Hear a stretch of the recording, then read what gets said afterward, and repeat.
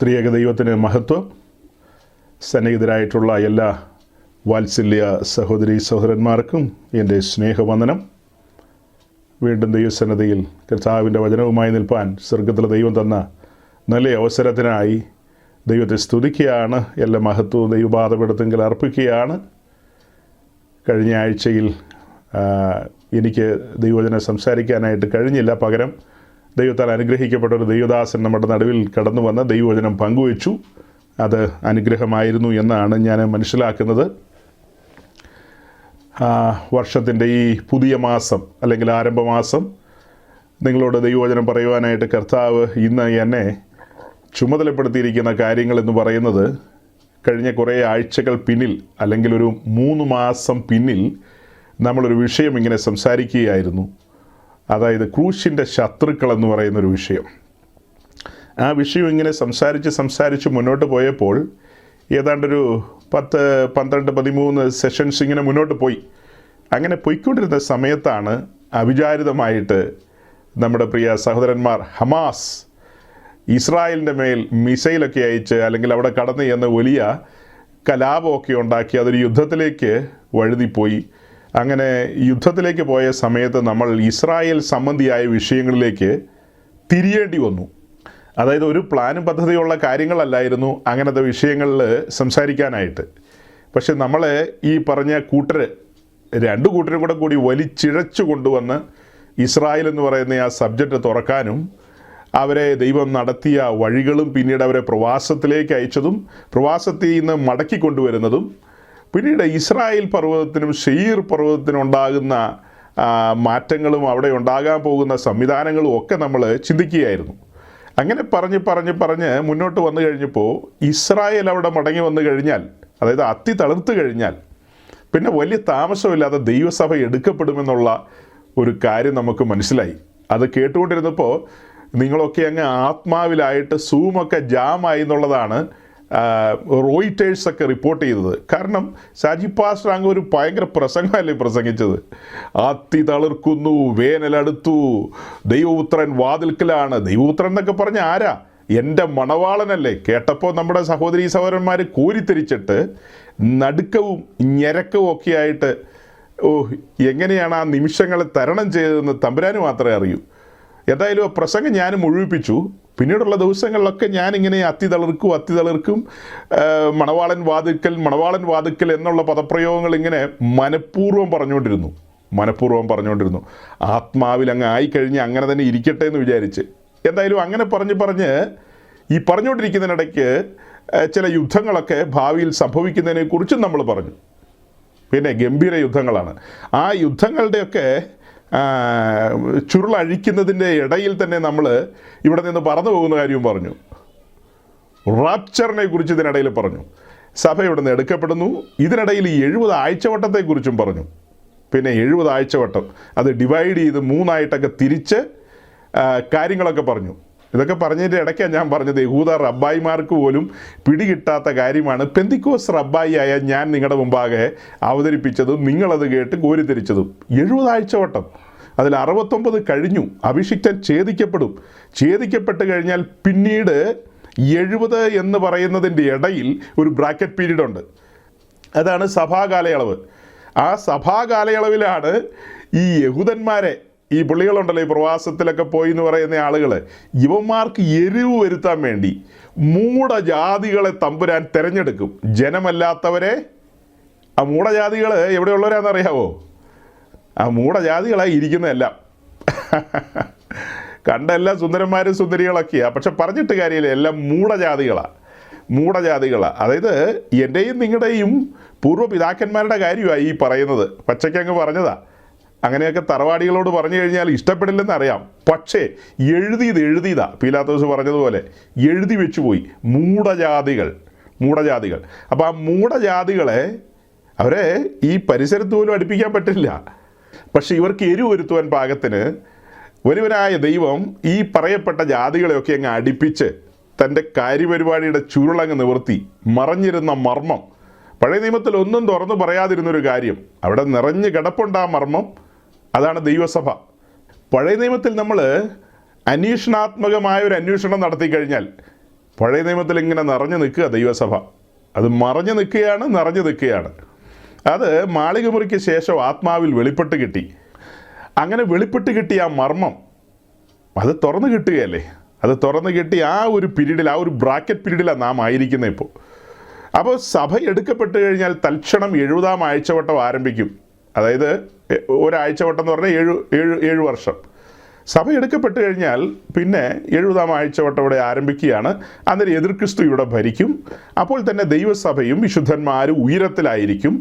അവിടെ പ്രതിഫലങ്ങൾ വിധിക്കുന്ന സമയമാണ്. പിന്നീട് കുഞ്ഞാടിൻ്റെ കല്യാണം, കുഞ്ഞാട് രാജത്വമേൽക്കുന്നു, ഇങ്ങനെ അനവധി കാര്യം. അതിൻ്റെ ഒടുക്കം നമ്മൾ കണ്ടത് ഒരു വെള്ള കുതിരപ്പുറത്ത് കുഞ്ഞാട് ഉല്ലാളി വീരനായിട്ട് ജയിക്കാനായി അവൻ ഈ ഭൂമിയിലേക്ക് വരുന്ന ഒരു വരവാണ് കാണുന്നത്.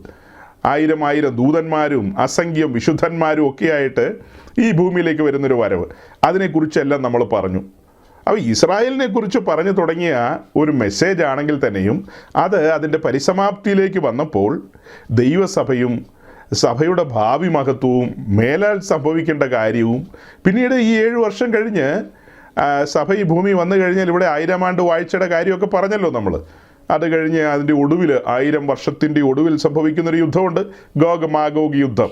ആ യുദ്ധത്തിൻ്റെ ശേഷം ഈ കാണുന്ന ഭൂമി ആകാശവും മാറ്റപ്പെട്ട തൽസ്ഥാനത്തേക്ക് പുതിയ ഭൂമിയും പുതിയ ആകാശവും വെളിപ്പെടും. അതിനിടയിൽ വെള്ളസിംഹാസനം. അങ്ങോട്ട് പോകാൻ സാധ്യതയുണ്ടായിരുന്നവരാണ് എന്നെ കേട്ടുകൊണ്ടിരിക്കുന്നവർ.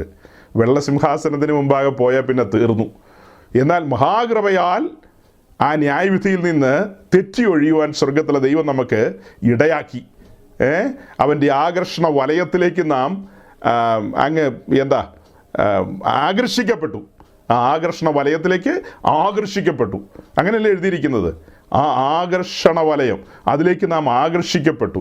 അങ്ങനെ ആ ആകർഷണത്തിൽ അങ്ങനെ ക്രൂശിങ്കിലേക്ക് ചേർന്ന് വന്ന് വീണ്ടെടുപ്പും വിമോചനമൊക്കെ പ്രാപിച്ച കാര്യം നമുക്കറിയാം.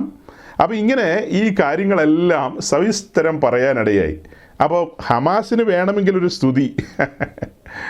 ഹമാസ് മൂലമാണ് നമുക്ക് ഇങ്ങനെയൊക്കെ പറയാൻ ഇടയായത്. അല്ലെങ്കിൽ ഞാനിപ്പോൾ ഒന്നും ഇതൊന്നും പറയാനായിട്ട് യാതൊരു പ്ലാനും പദ്ധതിയിലും അല്ലായിരുന്നു മുന്നോട്ട് പോയിക്കൊണ്ടിരുന്നത്. കാരണം ക്രൂശിൻ്റെ ശത്രുക്കൾ എന്നുള്ളൊരു വിഷയമാണ് പറഞ്ഞുകൊണ്ടിരുന്നത്. ആ കാര്യം പൂർത്തീകരിച്ചിരുന്നില്ല, മുഴുവിപ്പിച്ചില്ല. അത് പൂർത്തീകരിക്കാതെ അടുത്തൊരു കാര്യത്തിലേക്ക് ചാടാൻ പറ്റില്ലല്ലോ. അപ്പോൾ ക്രൂശിൻ്റെ ശത്രുക്കൾ എന്നുള്ളൊരു വിഷയം നമ്മൾ ധ്യാനിക്കാനായിട്ട് ഫിലിപ്പ് ലേഖനമാണ് തുറന്നു വെച്ചത്. ഫിലിപ്പ് ലേഖനത്തിൽ നിന്ന് അങ്ങനെ ആ കാര്യങ്ങൾ പറഞ്ഞു മുന്നോട്ട് പോവുകയായിരുന്നു. ഫിലിപ്പ് ലേഖനം 1-ാം അധ്യായവും ഫിലിപ്പ് ലേഖനം 3-ാം അധ്യായവും, ഇങ്ങനെ 2 അധ്യായത്തെ മുൻനിർത്തിക്കൊണ്ടാണ് നമ്മൾ ആ കാര്യം പറഞ്ഞു തുടങ്ങിയത്. സഹോദരങ്ങളെ, ശരിക്കും പറഞ്ഞാൽ ഈ ക്രൂശിൻ്റെ ശത്രുക്കൾ എന്ന് പറയുന്ന ആ വിഷയവും പറയാൻ യാതൊരു പ്ലാനും പദ്ധതിയിലും അല്ലായിരുന്നു ഞാൻ മുൻപോട്ട് പോയിക്കൊണ്ടിരുന്നത്. ഇന്നേക്കൊരു 3 മാസം മുമ്പാണ്, അതായത് ഒക്ടോബർ 7 ശേഷമാണ് നമ്മൾ ഇസ്രായേലിൻ്റെ കാര്യം പറഞ്ഞത്. അതിന് ഒരു 3 മാസം പിന്നിൽ, അഥവാ 6 മാസം പിന്നിലാണ് നമ്മൾ ഈ ക്രൂശിൻ്റെ ശത്രുക്കൾ എന്ന് പറയുന്ന ആ വിഷയം പുറത്തെടുത്ത് സംസാരിച്ചു തുടങ്ങിയത്. ഒത്തിരി കാര്യങ്ങൾ നമ്മൾ ഓപ്പണായിട്ട് പറഞ്ഞു. അതിലൂടെ നമ്മൾ മിത്രങ്ങളെയും ശത്രുക്കളെയും നേടി. ഉള്ള കാര്യം തുറന്നു പറയാമല്ലോ. അങ്ങനെ ആ കാര്യങ്ങളൊക്കെ പ്രസംഗിച്ച് മുന്നോട്ട് പോയപ്പോൾ പലർക്കും അനിഷ്ടം വന്നു, എന്നാൽ പലർക്കും താല്പര്യവും വന്നു. അങ്ങനെ താല്പര്യം വന്ന ആളുകൾ പിന്നീട് നമ്മളെ ശ്രവിക്കാൻ ആരംഭിച്ചു. അതായത് ചില കാര്യങ്ങൾ തുറന്നു പറഞ്ഞു. ആ കാരണത്താൽ ഞങ്ങൾക്ക് മനസ്സിലായി. എങ്ങും തൊടാതെ പറഞ്ഞാൽ പിന്നെ ഞങ്ങൾക്ക് പിടികിട്ടാൻ സാധ്യത കുറവായിരുന്നു. ഓപ്പണായിട്ടെല്ലാം പറഞ്ഞതുകൊണ്ട് ഞങ്ങൾക്ക് കാര്യം മനസ്സിലായി. അപ്പോൾ ചിന്തിക്കേണ്ടതുണ്ട്. ഇപ്പോൾ പോകുന്ന പോക്കിൽ നിന്നൊന്ന് മാറി ചിന്തിക്കുകയും അല്ലെങ്കിൽ ഒന്ന് യൂട്ടേണൊക്കെ എടുക്കേണ്ടതുണ്ടെന്നൊക്കെയുള്ള ചില തിരിച്ചറിവുകളിലേക്ക് പല സഹോദരങ്ങളും വന്നെന്ന് അവരുടെ സാക്ഷ്യങ്ങൾ പറയുന്നത് കേൾക്കാനിടയായിട്ടുണ്ട്. അവരുടെ തന്നെ സ്റ്റേറ്റ്മെൻറ്റുകളാണത്. അപ്പം ഈ ക്രൂശിൻ്റെ ശത്രുക്കൾ എന്ന് പറയുന്ന വിഷയം പറയുന്നതിന് മുമ്പ് നമ്മൾ പൗലോസിൻ്റെ 3-ാം മിഷൻ യാത്രയാണ് സംസാരിച്ചുകൊണ്ടിരുന്നത്. പൗലോസിൻ്റെ 3-ാം മിഷൻ യാത്ര. ആ 3-ാം മിഷൻ യാത്രയിൽ പൗലോസ് എഫെസോസിൻ്റെ ഉൾപ്രദേശങ്ങളിലൂടെ സഞ്ചരിച്ച് എഫെസോസിൽ വരുന്നതും എഫെസോസിലെ ശിഷ്യന്മാരോട് സംസാരിക്കുന്നതും വിശ്വസിച്ചിട്ട് പരിശുദ്ധാത്മാവിനെ പ്രാപിച്ചുവോ എന്ന കാര്യമൊക്കെ ചോദിക്കുന്നതാണ് നമ്മൾ പറഞ്ഞുകൊണ്ടിരുന്നത്. അങ്ങനെ 3-ാം യാത്രയോടുള്ള ബന്ധത്തിൽ നമ്മൾ ആത്മനിറവെന്നുള്ളൊരു വിഷയം പരിശുദ്ധാത്മ നിറവെന്നുള്ളൊരു വിഷയം, ആത്മസ്നാനം, ഇങ്ങനെയൊക്കെയുള്ള കാര്യങ്ങൾ ഇങ്ങനെ പറഞ്ഞു വരികയായിരുന്നു. അതിനോട് ചേർത്ത് വെച്ച് പറയാനായിട്ട് ഇരുന്ന ചില കാര്യങ്ങളുണ്ട്. അതായത് ആത്മാവിലുള്ള ആരാധന എന്ന വിഷയമൊക്കെ, അതൊക്കെ പലർക്കും കൺഫ്യൂഷനിൽ കിടക്കുന്ന കാര്യങ്ങളാണെന്ന് പലരോടും സംസാരിക്കും എനിക്ക് മനസ്സിലായിട്ടുണ്ട്. അപ്പം നമുക്ക് ദൈവം തരുന്ന കൃപയ്ക്കൊത്തവണ്ണം പ്രിയപ്പെട്ടവർക്ക് പ്രയോജനപ്പെടട്ടെ എന്നുള്ള നിലയിൽ അതൊക്കെ പറയാമെന്ന് ധരിച്ചിരുന്നപ്പോഴാണ് ചില ശബ്ദങ്ങൾ ഇങ്ങനെ പല സൈഡിൽ നിന്നും കേൾക്കാനിടയായത്. ചില ശബ്ദങ്ങൾ എന്ന് പറഞ്ഞാൽ ഇച്ചിരി കനപ്പെട്ട ശബ്ദങ്ങളാണ്. അതായത് വളരെ സീനിയറായ ശുശ്രൂഷകർ, അവരും അവരുടെ കുടുംബക്കാരും ഒക്കെ ചേർന്ന് സംസാരിക്കുന്ന പല സംസാരങ്ങൾ, ചിലർ എന്നോട് നേരിട്ട് സംസാരിച്ചത്, അങ്ങനെയുള്ള പല ശബ്ദങ്ങൾ കേട്ടപ്പോഴാണ് ദൈവമേ ഈ കാര്യം ഇതിങ്ങനെ പ്രസംഗിക്കാതെ തരമില്ലല്ലോ എന്നുള്ള നിലയിലേക്ക് വന്നത്.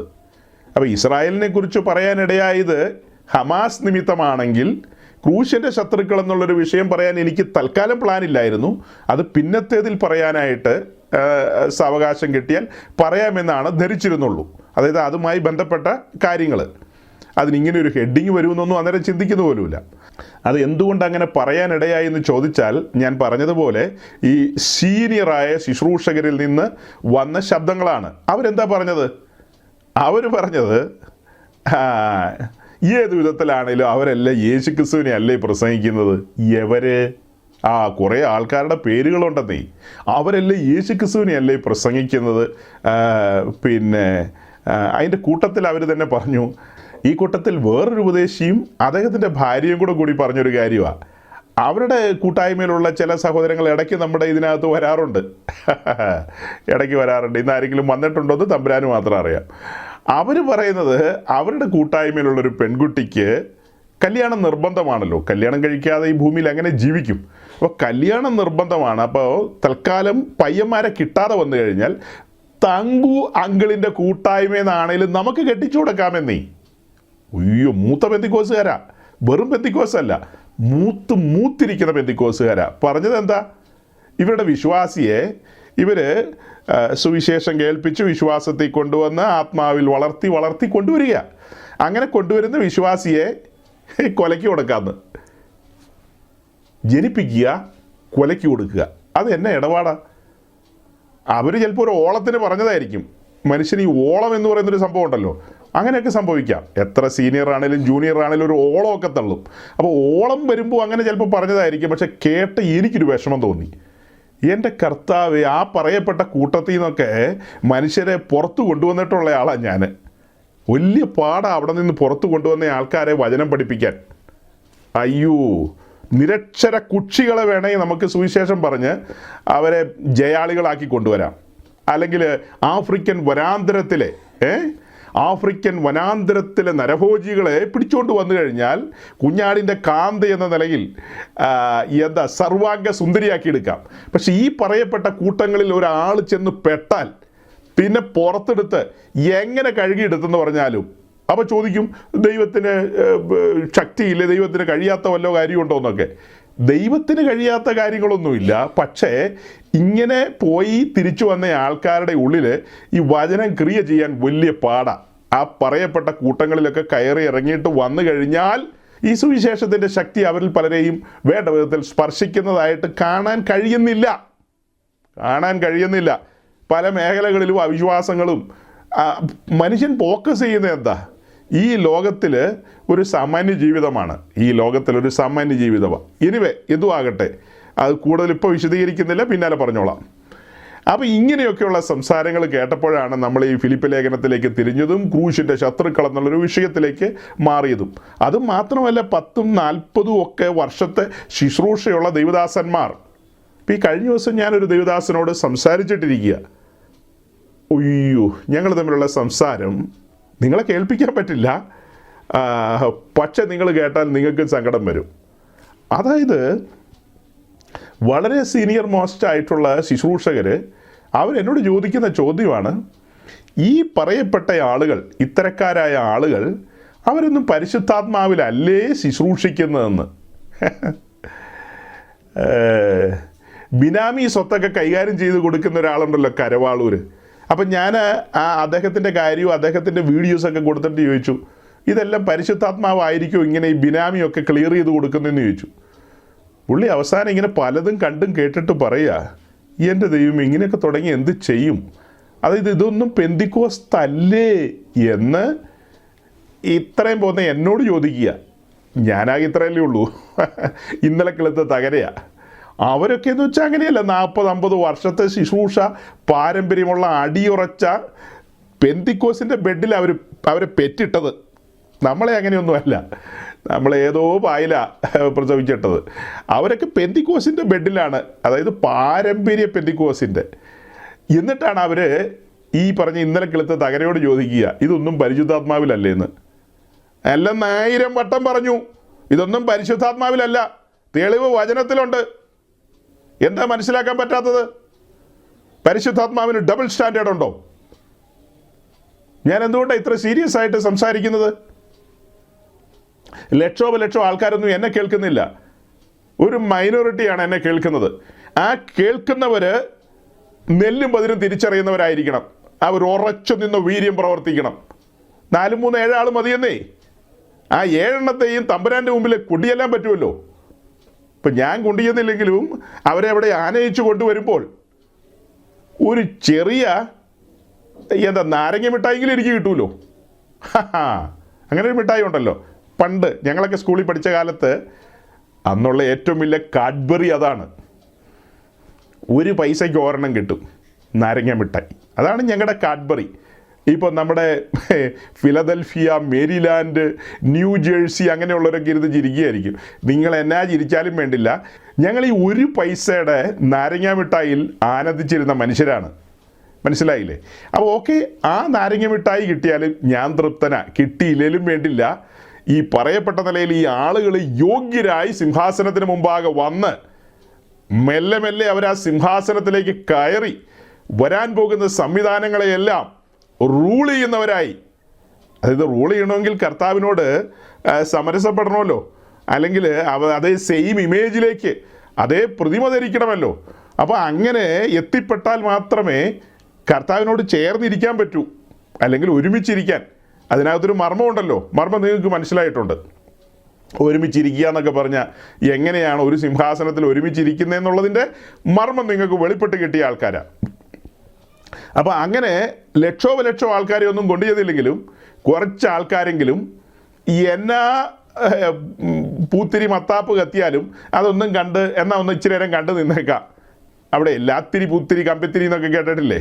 അങ്ങനെ സാധനങ്ങളൊക്കെ കത്തിക്കൊണ്ടിരിക്കുമ്പോൾ ഇച്ചിരി നേരം ഒന്ന് കണ്ടിട്ട് ഇച്ചിരി നേരം ആ സാധനം ഇങ്ങനെ കറങ്ങി കത്തിയൊക്കെ വരുമല്ലോ, അതൊക്കെ ഒന്ന് കണ്ട് കേട്ടിട്ട് വരാം എന്നൊക്കെ പറഞ്ഞ് അങ്ങനെ പോകുന്നവരൊക്കെ പോട്ടെ, നമുക്ക് അങ്ങനെയുള്ളവരെയല്ല വേണ്ടത്.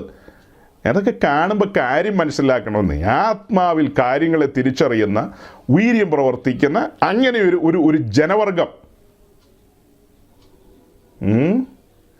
അങ്ങനെ ഒരു കൂട്ടത്തെയാണ് നമ്മൾ പ്രതീക്ഷിക്കുന്നത്.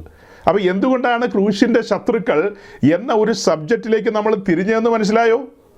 ഇങ്ങനെയുള്ള സംസാരങ്ങളൊക്കെ, ഇതിനെക്കുറിച്ചൊക്കെ പലതും പറയേണ്ടതുണ്ടെങ്കിൽ പോലും ഞാൻ അധികം അങ്ങോട്ട് കടന്നു പോകുന്നില്ല. എനിക്ക് വളരെ വിസ്മയമാണ് സഹോദരങ്ങളെ, വളരെ വിസ്മയമാണ്. അതായത് ബുദ്ധി ഉപദേശിക്കേണ്ട ആൾക്കാർ പോലും വഴി അറിയാൻ മേലാതെ പകച്ചു നിൽക്കുകയാണ്. ഏതാ ശരി, എന്താ തെറ്റ് എന്നറിയാതെയൊക്കെ നിൽക്കുന്ന കാഴ്ച. പക്ഷെ അതെല്ലാം ഞാൻ നിങ്ങളുടെ മുമ്പിൽ ഒരിക്കലും തുറക്കില്ല. നിങ്ങൾ എന്നോട് ചോദിച്ചാലും ഞാനൊന്നും പറയാനൊന്നും പോകുന്നില്ല ആരാ ഏതാ എന്താന്നൊക്കെ. അതായത് മെജോറിറ്റി, വലിയ പങ്ക് ആളുകളും ഇരുട്ടിൽ തപ്പുകയാണ്. അതിൻ്റെ തെളിവാണ് കഴിഞ്ഞ ആഴ്ച തിരുവല്ലയിലെ പബ്ലിക് സ്റ്റേഡിയത്തിൽ എല്ലാ സൈസ് പെന്തിക്കോസ്റ്റും, അതൊരു അവിയൽ പെന്തിക്കോസ്റ്റ് എന്ന് പറയും. അവിയൽ പെന്തിക്കോസ്റ്റ് എല്ലാം കൂടെ കൂടിയിട്ടൊരു ഉണർവ്, ആർട്ടിഫിഷ്യൽ ഉണർവ്, എന്താ സിന്തറ്റിക് ഫ്ലഷോ സിന്തറ്റിക് റൈസോ അങ്ങനെയൊക്കെ പറയുന്നത് കേട്ടിട്ടുണ്ട്. റബ്ബർ പോലെ ഇരിക്കുന്ന അരിയും അതുപോലെ അത്തരത്തിലുള്ള ആർട്ടിഫിഷ്യലായിട്ടുള്ള മുട്ട അങ്ങനെയൊക്കെയുള്ള സാധനങ്ങളൊക്കെ മാർക്കറ്റിൽ വരുന്ന കാലമാണ് ഇപ്പോൾ. റബ്ബർ പോലെ ഇരിക്കും. അപ്പോൾ അങ്ങനത്തെ ആർട്ടിഫിഷ്യലായിട്ടൊക്കെയുള്ള സാധനങ്ങൾ, അതുപോലെ ആർട്ടിഫിഷ്യലായിട്ട് ഇവർ ഉണർവ് ഉണ്ടാക്കാൻ പരിശ്രമിക്കുക. അതിനുവേണ്ടി വിളിച്ചു വരുത്തുന്ന ആൾക്കാരോ അവരുടെയൊക്കെ പിന്നാമ്പുറങ്ങൾ പരിശോധിക്കുമ്പോഴോ അവരൊന്നും വിശുദ്ധ തിരുവഴുത്തിൻ്റെ എല്ലാ ഭാഗങ്ങളും അംഗീകരിക്കുന്നവരല്ല. അവർക്ക് ബോധിച്ച ഭാഗങ്ങളെ അവർ അംഗീകരിക്കും. അവർക്ക് ബോധിച്ച ഭാഗങ്ങളെ അതെടുത്തുകൊണ്ട് വേണമെങ്കിൽ ഘോരഘോരം പ്രസംഗിക്കും, ആളുകൾ കയ്യും അടിക്കും. പക്ഷെ നമുക്ക് ബോധിച്ച കാര്യങ്ങളല്ലല്ലോ പ്രസംഗിക്കേണ്ടത്, നമുക്ക് ബോധിച്ച കാര്യങ്ങളല്ലല്ലോ കേൾക്കേണ്ടത്. തമ്പുരാൻ തൻ്റെ തിരുവായി മൊഴിഞ്ഞ കാര്യങ്ങൾ എല്ലാം നമ്മൾ കേൾക്കുകയും എല്ലാം അംഗീകരിക്കുകയും വേണ്ടതാണ്. വിശുദ്ധന്മാർ അങ്ങനെയല്ലേ ചെയ്യേണ്ടത്? അവരെല്ലാം കേൾക്കണം, എല്ലാം അംഗീകരിക്കേണ്ടതാണ്. ഒരുവൻ എന്നെ അനുഗമിക്കാൻ ഇച്ഛിച്ചാൽ അവൻ തന്നെത്താൻ ത്യജിക്കണമെന്നും നാൾതോറും ക്രൂശ് എടുക്കണമെന്നൊക്കെ നമ്മുടെ കർത്താവ് പറഞ്ഞിട്ടുണ്ട്. അതൊന്നും ഇത്തരം പ്രസംഗികളൊന്നും പ്രസംഗിക്കുന്നത് ഞാൻ കേട്ടിട്ടില്ല. അപൂർവത്തിൽ അപൂർവം. അത്തരക്കാരങ്ങനെയുള്ള കാര്യങ്ങളൊന്നും പറയുന്നില്ല. ഈ പറയപ്പെട്ട ആളുകളുടെ എല്ലാം പ്രസംഗം വെച്ച് മാത്രമൊന്നുമല്ല ഞാൻ ഈ പറയുന്നത്. എൻ്റെ കയ്യിൽ പലതരത്തിലുള്ള കാര്യങ്ങളുണ്ട്, പലതരം എവിഡൻസുകൾ. ഇവിടെയൊക്കെ ക്യാരക്ടറിനെ മനസ്സിലാക്കാൻ കഴിയുന്നതും അത് ഫിസിക്കലി മനസ്സിലാക്കാൻ കഴിയുന്നു, ആത്മാവിലും മനസ്സിലാക്കാൻ കഴിയുന്നു. ആ ബോധ്യങ്ങളൊക്കെ ഉള്ളതുകൊണ്ടാണ് തറപ്പിച്ച് കാര്യങ്ങളെ പറയുന്നത്. ആരെങ്കിലും നമ്മുടെ കൂട്ടത്തിൽ വന്ന് കേട്ടിട്ട് പോകുമ്പോൾ അല്ലെങ്കിൽ പിന്നത്തേത് കേൾക്കുമ്പോൾ അവർ പിന്നെ ഈ പാസ്റ്റർ പറഞ്ഞത് എന്താ എന്ന് പാഴൂർ പടിപ്പുരയിലൊന്നും പോയി അന്വേഷിച്ച് പിടിക്കേണ്ട, ഓപ്പണായിട്ടാണ് എല്ലാം പറയുന്നത്. രക്ഷപ്പെടാൻ പ്ലാൻ ഉണ്ടെങ്കിൽ രക്ഷപ്പെട്ടോ. ഇന്ന് ഒരു കാത്തലിക് സഹോദരി ഞാനുമായിട്ട് കമ്മ്യൂണിക്കേറ്റ് ചെയ്തു. അവരെന്നോട് പറയാണ് വിളിച്ചിട്ട്, നിങ്ങൾ പെന്തിക്കോസുകാർക്ക് ആലയോ ഇല്ല, നിങ്ങൾക്ക് പെസഹായില്ല. തിരക്കേടില്ല. നമ്മുടെ പ്രസംഗം കേട്ടിട്ട് നമ്മളോട് സംസാരിക്കുന്ന, നിങ്ങൾക്ക് ഇതൊന്നും ഇല്ലല്ലോ, നിങ്ങൾ എങ്ങനെയാണ് ക്രിസ്ത്യാനിയാകണമെന്ന്. അപ്പം ഞാൻ ആ കത്തോലിക്ക സഹോദരിയോട് കുറച്ച് സംസാരിച്ചു. ആ പാവം പിന്നെ പോയ വഴിക്ക് പുല്ല് കിളുത്തോന്ന് തമ്പുരാന് മാത്രമേ അറിയാവുള്ളൂ. കുറേ വാക്യങ്ങൾ ഒരു ബന്ധമില്ലാത്തത് ഇങ്ങോട്ട് പറയുന്നത്, യാതൊരു ബന്ധമില്ലാത്തത്. അപ്പോൾ അതിനെല്ലാം കൃത്യമായി അടുക്കടുക്കോടെ വചനങ്ങൾ അങ്ങോട്ട് പറഞ്ഞപ്പോൾ പിന്നെ അത് ഓടിയ ഓട്ടം എന്ന് വെച്ചാൽ അതൊരു ഒന്നൊന്നര ഓട്ടമായിപ്പോയി. പിന്നെ ആ പാവത്തിന് പിടിച്ചു നിൽക്കാൻ കഴിഞ്ഞില്ല. നമ്മളോട് സംസാരിക്കാൻ വരുമ്പോൾ മഹാകൃപയാൽ സ്വർഗത്തിലെ ദൈവം നമുക്ക് ഈ കാര്യങ്ങളൊക്കെ തുറന്നു തന്നിട്ടില്ലേ സഹോദരങ്ങളെ? നമ്മുടെ പെസഹ കുഞ്ഞാട് അറുക്കപ്പെട്ട് കിടക്കുക. ആ കാഴ്ച കണ്ട് ഇടനെഞ്ച് പിടഞ്ഞാണ് നമ്മൾ ദൈവരാജ്യത്തിലേക്ക് കടന്നു വന്നത്. എന്തൊരു കാഴ്ചയായിരുന്നു അത്! പാപത്തെക്കുറിച്ചും നീതിയെക്കുറിച്ചും ന്യായവിധിയെക്കുറിച്ചും ഒക്കെ നമുക്ക് ബോധം വന്ന ആ ദിവസങ്ങൾ, ആ ബോധ്യത്തിൽ നിന്നുകൊണ്ട് നമ്മൾ ദൈവരാജ്യത്തിലേക്ക് കടന്നു വന്ന ആ വരവും ആ കാഴ്ചകളും ആ ആകർഷണങ്ങളും ആ ചേർന്ന് നിന്നതും ഒക്കെ അതെല്ലാം ഇന്നെന്ന പോലെ നമ്മുടെ മുമ്പിൽ നിൽക്കുക. അന്നേരം നമ്മളോട് പെസഹ കുഞ്ഞാടല്ലോ, നിങ്ങൾക്ക് പെസഹായുണ്ടോ, അങ്ങനെയുണ്ടോ ഇങ്ങനെയുണ്ടോ എന്നൊക്കെ ചോദിച്ചു വരുന്നത്. അപ്പോൾ അതിനെല്ലാം നമ്മൾ മറുപടി പറയുകയാണ്. അപ്പോൾ അങ്ങനെ മറുപടി പറയാൻ നമ്മളെ പ്രാപ്തമാക്കിയത് എന്താ? ദൈവവചനത്തിൽ ഉറ്റിരുന്നത് കൊണ്ടല്ലേ. നമ്മുടെ പൂർവന്മാരായ പിതാക്കന്മാർ നമ്മെ പഠിപ്പിച്ചതും പഠിച്ച കാര്യങ്ങളെ മുറുകെ പിടിച്ചുകൊണ്ട് ഇടത്തോട്ടോ വലത്തോട്ടോ മാറാതെ നിന്നതുകൊണ്ടാണ് നമുക്കങ്ങനെ സംസാരിക്കാൻ കഴിയുന്നത്. അങ്ങനെയല്ലേ? അല്ലെങ്കിൽ നമുക്കങ്ങനെ സംസാരിക്കാൻ കഴിയുമോ? അപ്പം ഞാൻ പറഞ്ഞു വരുന്നത്, ഈ ക്രൂശിൻ്റെ ശത്രുക്കൾ എന്നുള്ള വിഷയം പറഞ്ഞു തുടങ്ങിയതിൻ്റെ ഒരു സാരമാണ് പറഞ്ഞത്. ഞാൻ ഒന്നുകൂടെ നിങ്ങളുടെ മുമ്പാകെ ഫിലിപ്പി ലേഖനം 1-ാം അധ്യായം എടുക്കുക. 6 മാസം മുമ്പ് പറഞ്ഞതല്ലേ, ഒന്ന് ഓടിച്ചു പറഞ്ഞു പോവാം. പലരും മറന്നുപോയി കാണും അന്ന് എന്തൊക്കെയാണ് പറഞ്ഞെന്നുള്ളത്.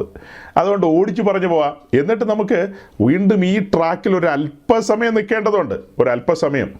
ഇപ്പം ഇന്നൊരു ദിവസം കൊണ്ട് പറഞ്ഞൊന്നും തീരില്ല. വരും ദിവസങ്ങളിലും അതിനോട് ചേർത്ത് വെച്ച് പറയേണ്ടതുണ്ട്. 2 ചാപ്റ്ററുകളാണ് ഞാൻ നിങ്ങളുടെ മുമ്പാകെ കൊണ്ടുവന്നത്.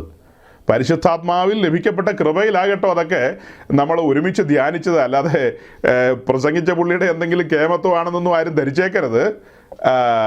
മഹാകൃപ എന്നല്ലാതെ എനിക്ക് വേറൊരു വാക്ക് പറയാനില്ല. ഫിലിപ്പി ലേഖനം 1-ാം അധ്യായത്തിൻ്റെ 15 മുതൽ 18 വരെയുള്ള വാക്യങ്ങൾ നമ്മൾ നോക്കുമ്പോൾ 2 തരം ആൾക്കാരെ നമുക്കവിടെ കാണാൻ കഴിയും. 2 തരം ആൾക്കാരെ 15-ാം വാക്യത്തിൽ തന്നെ നമുക്കത് മനസ്സിലാക്കാൻ പറ്റും.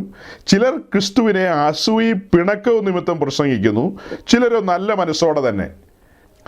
അപ്പോൾ അവിടെ 2 തരം പ്രസംഗികളെയാണ് നമ്മൾ കാണുന്നത്. ചിലർ അസൂയയും പിണക്കവും നിമിത്തം പ്രസംഗിക്കുന്നവർ, അതായത് ഉന്മേഷത്തിലല്ലാതെ ശുശ്രൂഷിക്കുന്നവർ. എന്നാൽ മറ്റു ചിലരോ അവർ ഉത്സാഹത്തോടെ ക്രിസ്തുവിനെ പ്രസംഗിക്കുന്നു. അങ്ങനെയല്ലേ?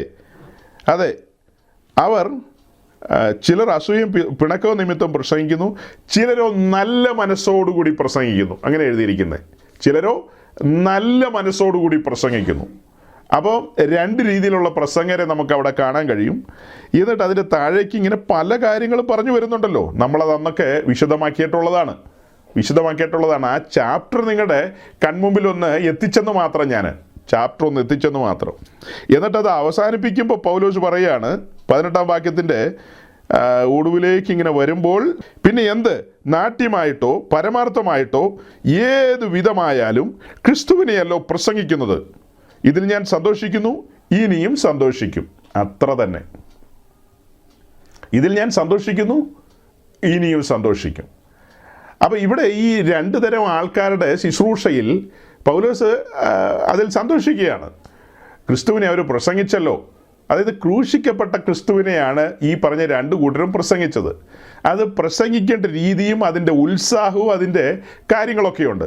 അതിൽ ഒരു കൂട്ടം ആൾക്കാർ വളരെ ആത്മാർത്ഥമായിട്ടും പരമാർത്ഥമായിട്ടും ആ കാര്യങ്ങൾ ചെയ്തപ്പോൾ, മറ്റൊരു കൂട്ടര് അസൂയയും പിണക്കമൊക്കെ നിമിത്തം തമ്മിലൊക്കെയുള്ള ഓരോരോ പ്രതിസന്ധികളുണ്ടല്ലോ, മനുഷ്യരല്ലേ. അപ്പോൾ ആ കാര്യങ്ങളൊക്കെ നിമിത്തമാണ് അവരുടെ പ്രസംഗം. എന്നാലും പൗലോസ് ഒടുക്കം പറയുക, അവർ ക്രിസ്തുവിനെയല്ലോ പ്രസംഗിച്ചതെന്ന്. അപ്പം ഞാനതിൻ്റെ കൂട്ടത്തിൽ ചേർത്ത് പറയാണ്, അവരെല്ലാം പ്രസംഗിച്ചത് ക്രൂശിക്കപ്പെട്ട ക്രിസ്തുവിനെ തന്നെയാണ്. അവരെല്ലാം പ്രസംഗിച്ചത് ക്രൂശിക്കപ്പെട്ട ക്രിസ്തുവിനെ തന്നെയാണ്. എന്നാൽ 3-ാം അധ്യായത്തിലേക്ക് വന്നപ്പോൾ നമ്മൾ മറ്റൊരു കൂട്ടം ആൾക്കാരെ കണ്ടു. ഒരു ബന്ധം പോലും ഇല്ലാത്ത മറ്റൊരു കൂട്ടം ആൾക്കാരെ. 3-ാം അധ്യായത്തിൻ്റെ 18-19 വാക്യം, 2 വാക്യങ്ങൾ. അതിനു മുമ്പ് 17-ാം വാക്യത്തിൽ പൗലോസ് പറയുന്നുണ്ട്, സഹോദരന്മാരെ നിങ്ങൾ ഞങ്ങളെ അനുകരിപ്പിൻ. അതായത് ഞങ്ങൾ ക്രിസ്തുവിനെ എങ്ങനെ അനുകരിച്ചോ അതുപോലെ ഞങ്ങളെ അനുകരിപ്പിൻ എന്ന് പറയുന്നുണ്ട്. അത് കഴിഞ്ഞിട്ടാണ് പറയുന്നത് 18-ാം വാക്യത്തിൽ പറയുന്നത്, ഞാൻ പലപ്പോഴും നിങ്ങളോട് പറഞ്ഞതുപോലെ അനേകർ ക്രിസ്തുവിൻ്റെ ക്രൂശിന് ശത്രുക്കളായി നടക്കുന്നു എന്ന് ഇപ്പോൾ കരഞ്ഞുകൊണ്ട് പറയുന്നു. ഞാൻ പലപ്പോഴും നിങ്ങളോട് പറഞ്ഞതുപോലെ, അതായത് അവർ ഫിലിപ്പിയിൽ ഒരുമിച്ച് കൂടിയപ്പോഴും അല്ലെങ്കിൽ മറ്റ് കത്തിടപാടുകളോ എന്തെങ്കിലുമൊക്കെ, ഇന്നത്തെ കാലത്ത് വാട്സപ്പ് ഒന്നും അന്നില്ല, അല്ലെങ്കിൽ ഇന്നത്തെ സൂം അന്നില്ല, ഇന്നത്തെ ഇമെയിൽ ഇല്ല, ഒരു ഇടപാടുമില്ല, അല്ലെങ്കിൽ വേറെ എന്തെങ്കിലും സംവിധാനങ്ങളിലൂടെയൊക്കെ പൗലോസ് അവരോട് നിരന്തരം പറഞ്ഞുകൊണ്ടിരുന്നിരിക്കണം. അല്ലെങ്കിൽ മുഖതാവിൽ കണ്ട സമയങ്ങളുണ്ടല്ലോ, ആ സമയങ്ങളിലൊക്കെ പലപ്പോഴും പറഞ്ഞിട്ടുണ്ടാകാം. അവർക്കങ്ങനെ വലിയ അലോസരമൊന്നും വന്നതായിട്ട് എനിക്ക് തോന്നുന്നില്ല. അങ്ങനെ വലിയ അലോസരമൊന്നും വന്നതായിട്ട്. എന്നതേ ഈ പലപ്പോഴും പറഞ്ഞത് ഇത് തന്നെയാണ്. 6 മാസം മുമ്പ് പ്രസംഗിച്ചു തുടങ്ങിയതാണ് ക്രൂശിൻ്റെ ശത്രുക്കൾ. അത് അവസാനിച്ചെന്നൊക്കെയാണ് പലരും ചിന്തിച്ചിരുന്നത്. പക്ഷേ ഇപ്പോൾ അത് വീണ്ടും പൊടി തട്ടി പുറത്തെടുക്കുക. അത് പൊടി തട്ടി പുറത്തെടുക്കേണ്ടതിൻ്റെ അനിവാര്യതയുള്ളൊരു സമയത്താണ് നമ്മളത് വീണ്ടും പുറത്തെടുക്കുന്നത്. നമ്മുടെ നാട്ടിലെല്ലാം മെയിൻ ലൈൻ പെറ്റിക്കോസ് സമൂഹത്തിൻ്റെയൊക്കെ ജനറൽ കൺവെൻഷനുകൾ നടന്നുകൊണ്ടിരിക്കുകയാണ്. ജനറൽ കൺവെൻഷനുകൾ. അതിനിടയിലാണ് ഒരു കൺവെൻഷൻ പോലെ തിരുവല്ലായി നടന്ന കാര്യം പറഞ്ഞത്. അത് ആഗോള വ്യാപകമായിട്ട് ഉണർവുണ്ടാകാൻ വേണ്ടിയിട്ടൊക്കെ പരിശ്രമിച്ചിട്ടാണ് അവരും അതൊക്കെ നടത്തുന്നത്. എല്ലാവരും ഉദ്ദേശങ്ങളിലാണല്ലോ, നല്ല ഉദ്ദേശങ്ങളൊക്കെ തന്നെയായിരിക്കും മനസ്സിൽ.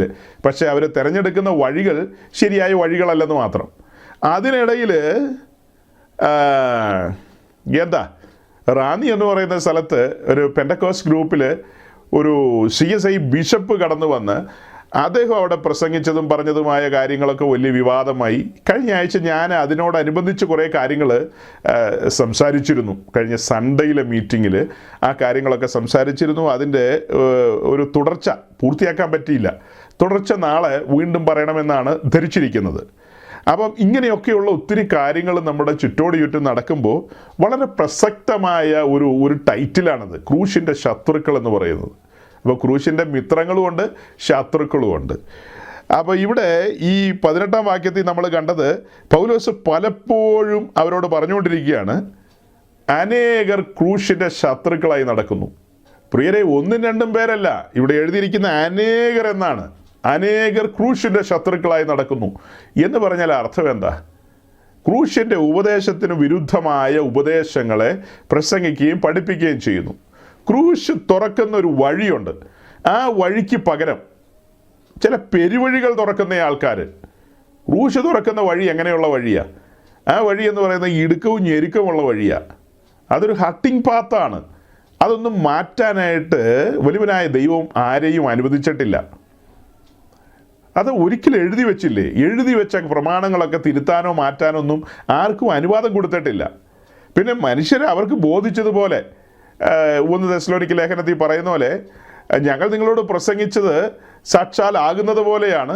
അത് മനുഷ്യൻ്റെ വചനമായിട്ടല്ല, അത് ദൈവത്തിൻ്റെ വചനമായിട്ട് തന്നെ എന്ന് പൗലോസ്ലീഹ പറയുന്നത് പോലെ, അല്ലേ, മനുഷ്യൻ്റെ വചനമായിട്ടല്ല, ദൈവത്തിൻ്റെ വചനമായിട്ടാണ്, അഥവാ ക്രിസ്തുവിൻ്റെ വചനം എന്ന നിലയിലാണ് ഞങ്ങൾ പ്രസംഗിച്ചത്. എന്നാൽ ഈ കാലഘട്ടത്തിൽ മനുഷ്യൻ്റെ വചനങ്ങളാണ് മുഴങ്ങുന്നത്. മനുഷ്യൻ്റെ വചനങ്ങൾ, ക്രൂശിൻ്റെ വഴിയും മനുഷ്യൻ്റെ വഴിയും രണ്ട് വഴിയാണ്. കഴിഞ്ഞ ആഴ്ച ഞാൻ ദൈവവചനം പറഞ്ഞപ്പോൾ, അതായത് കഴിഞ്ഞ സൺഡേയിൽ ദൈവവചനം പറഞ്ഞു പോയപ്പോൾ ഒന്ന് രണ്ട് പദപ്രയോഗങ്ങൾ നടത്തിയത് കേട്ട ചിലരൊക്കെ ഇതിനകത്ത് ഇരിപ്പുണ്ട്. അതായത് ഇസ്രായേൽ രാജ്യം രണ്ടായിട്ട് വിഭജിക്കപ്പെട്ടു. രണ്ടായി വിഭജിക്കപ്പെടുന്നതിന് മുമ്പ് അവരുടെ ഇടയിൽ വിസ്തൃതനായ ഒരു രാജാവ് ഉണ്ടായിരുന്നു, പേര് ദാവീദ്. ദാവീദ് യഹോവയുടെ വഴിയിൽ തന്നെ നടന്നു. പിന്നത്തേതിൽ ആ വഴിക്ക് ദാവീദിൻ്റെ വഴി എന്നുള്ളൊരു പേര് തന്നെ നമ്മൾ കാണാനിടയായിട്ടുണ്ട്. അതേസമയം ഈ രാജ്യം രണ്ടായി മാറിയതിന് ശേഷം വടക്കേ ദേശം എന്നറിയപ്പെടുന്ന ഇസ്രായേലിലെ ആദ്യത്തെ രാജാവായ യെരോബയാം, ആ യെരോബയാം എന്ന് പറയുന്നവൻ, അവനൊരു ദൈവകൃപ ലഭിച്ചവനാ. അവൻ ചുമ്മാ കറങ്ങി നടന്നതാണെങ്കിൽ പോലും ദൈവം തൻ്റെ പ്രവാചകനായ അഹിയായെ അവൻ്റെ മുമ്പാകെ അയച്ച് അവനോട് പറയാണ്, ഈ കാണുന്ന രാജ്യം, യഹൂദ ഗോത്രം ഭരിച്ചുകൊണ്ടിരിക്കുന്ന ഈ രാജ്യം ഞാൻ 12 കഷ്ണമായിട്ട് മുറിക്കാൻ പോവുക. അതിൽ 10 കഷ്ണം നിൻ്റെ കയ്യിൽ ഏൽപ്പിക്കുന്നു, 2 കഷ്ണം ദാവീദിനെ ഓർത്ത് ഞാൻ അവൻ്റെ മക്കളെ തന്നെ ഏൽപ്പിക്കും. 2 കഷ്ണം, അത്രമാത്രം. അപ്പോൾ ഒരു സാധ്യതയില്ലാത്ത സ്ഥാനത്ത് എഫ്രൈം ഗോത്രക്കാരനായ ഈ യെരോബയാമിന് ഈ അവസരം ലഭിക്കുകയാണ്. ഇങ്ങനെ വലിയൊരു അവസരം ലഭിക്കുകയാണ്. ആ ലഭിക്കപ്പെട്ട അവസരം അവൻ പ്രയോജനപ്പെടുത്തിയില്ല. ഇങ്ങനെ തനിക്ക് ലഭിച്ച ആ അവസരത്തെ യെരോബയാം ഒട്ടും പ്രയോജനപ്പെടുത്താതെ അവൻ ബോധിച്ചതുപോലെ ജീവിച്ചു, തനിക്ക് തോന്നിയതുപോലെ. അപ്പോൾ അവിടെ ഒരു വഴി തുറന്നു വന്നു. അത് നിങ്ങൾ രാജാക്കന്മാരുടെ പുസ്തകമൊക്കെ പഠിക്കണം നല്ല നിലയിൽ.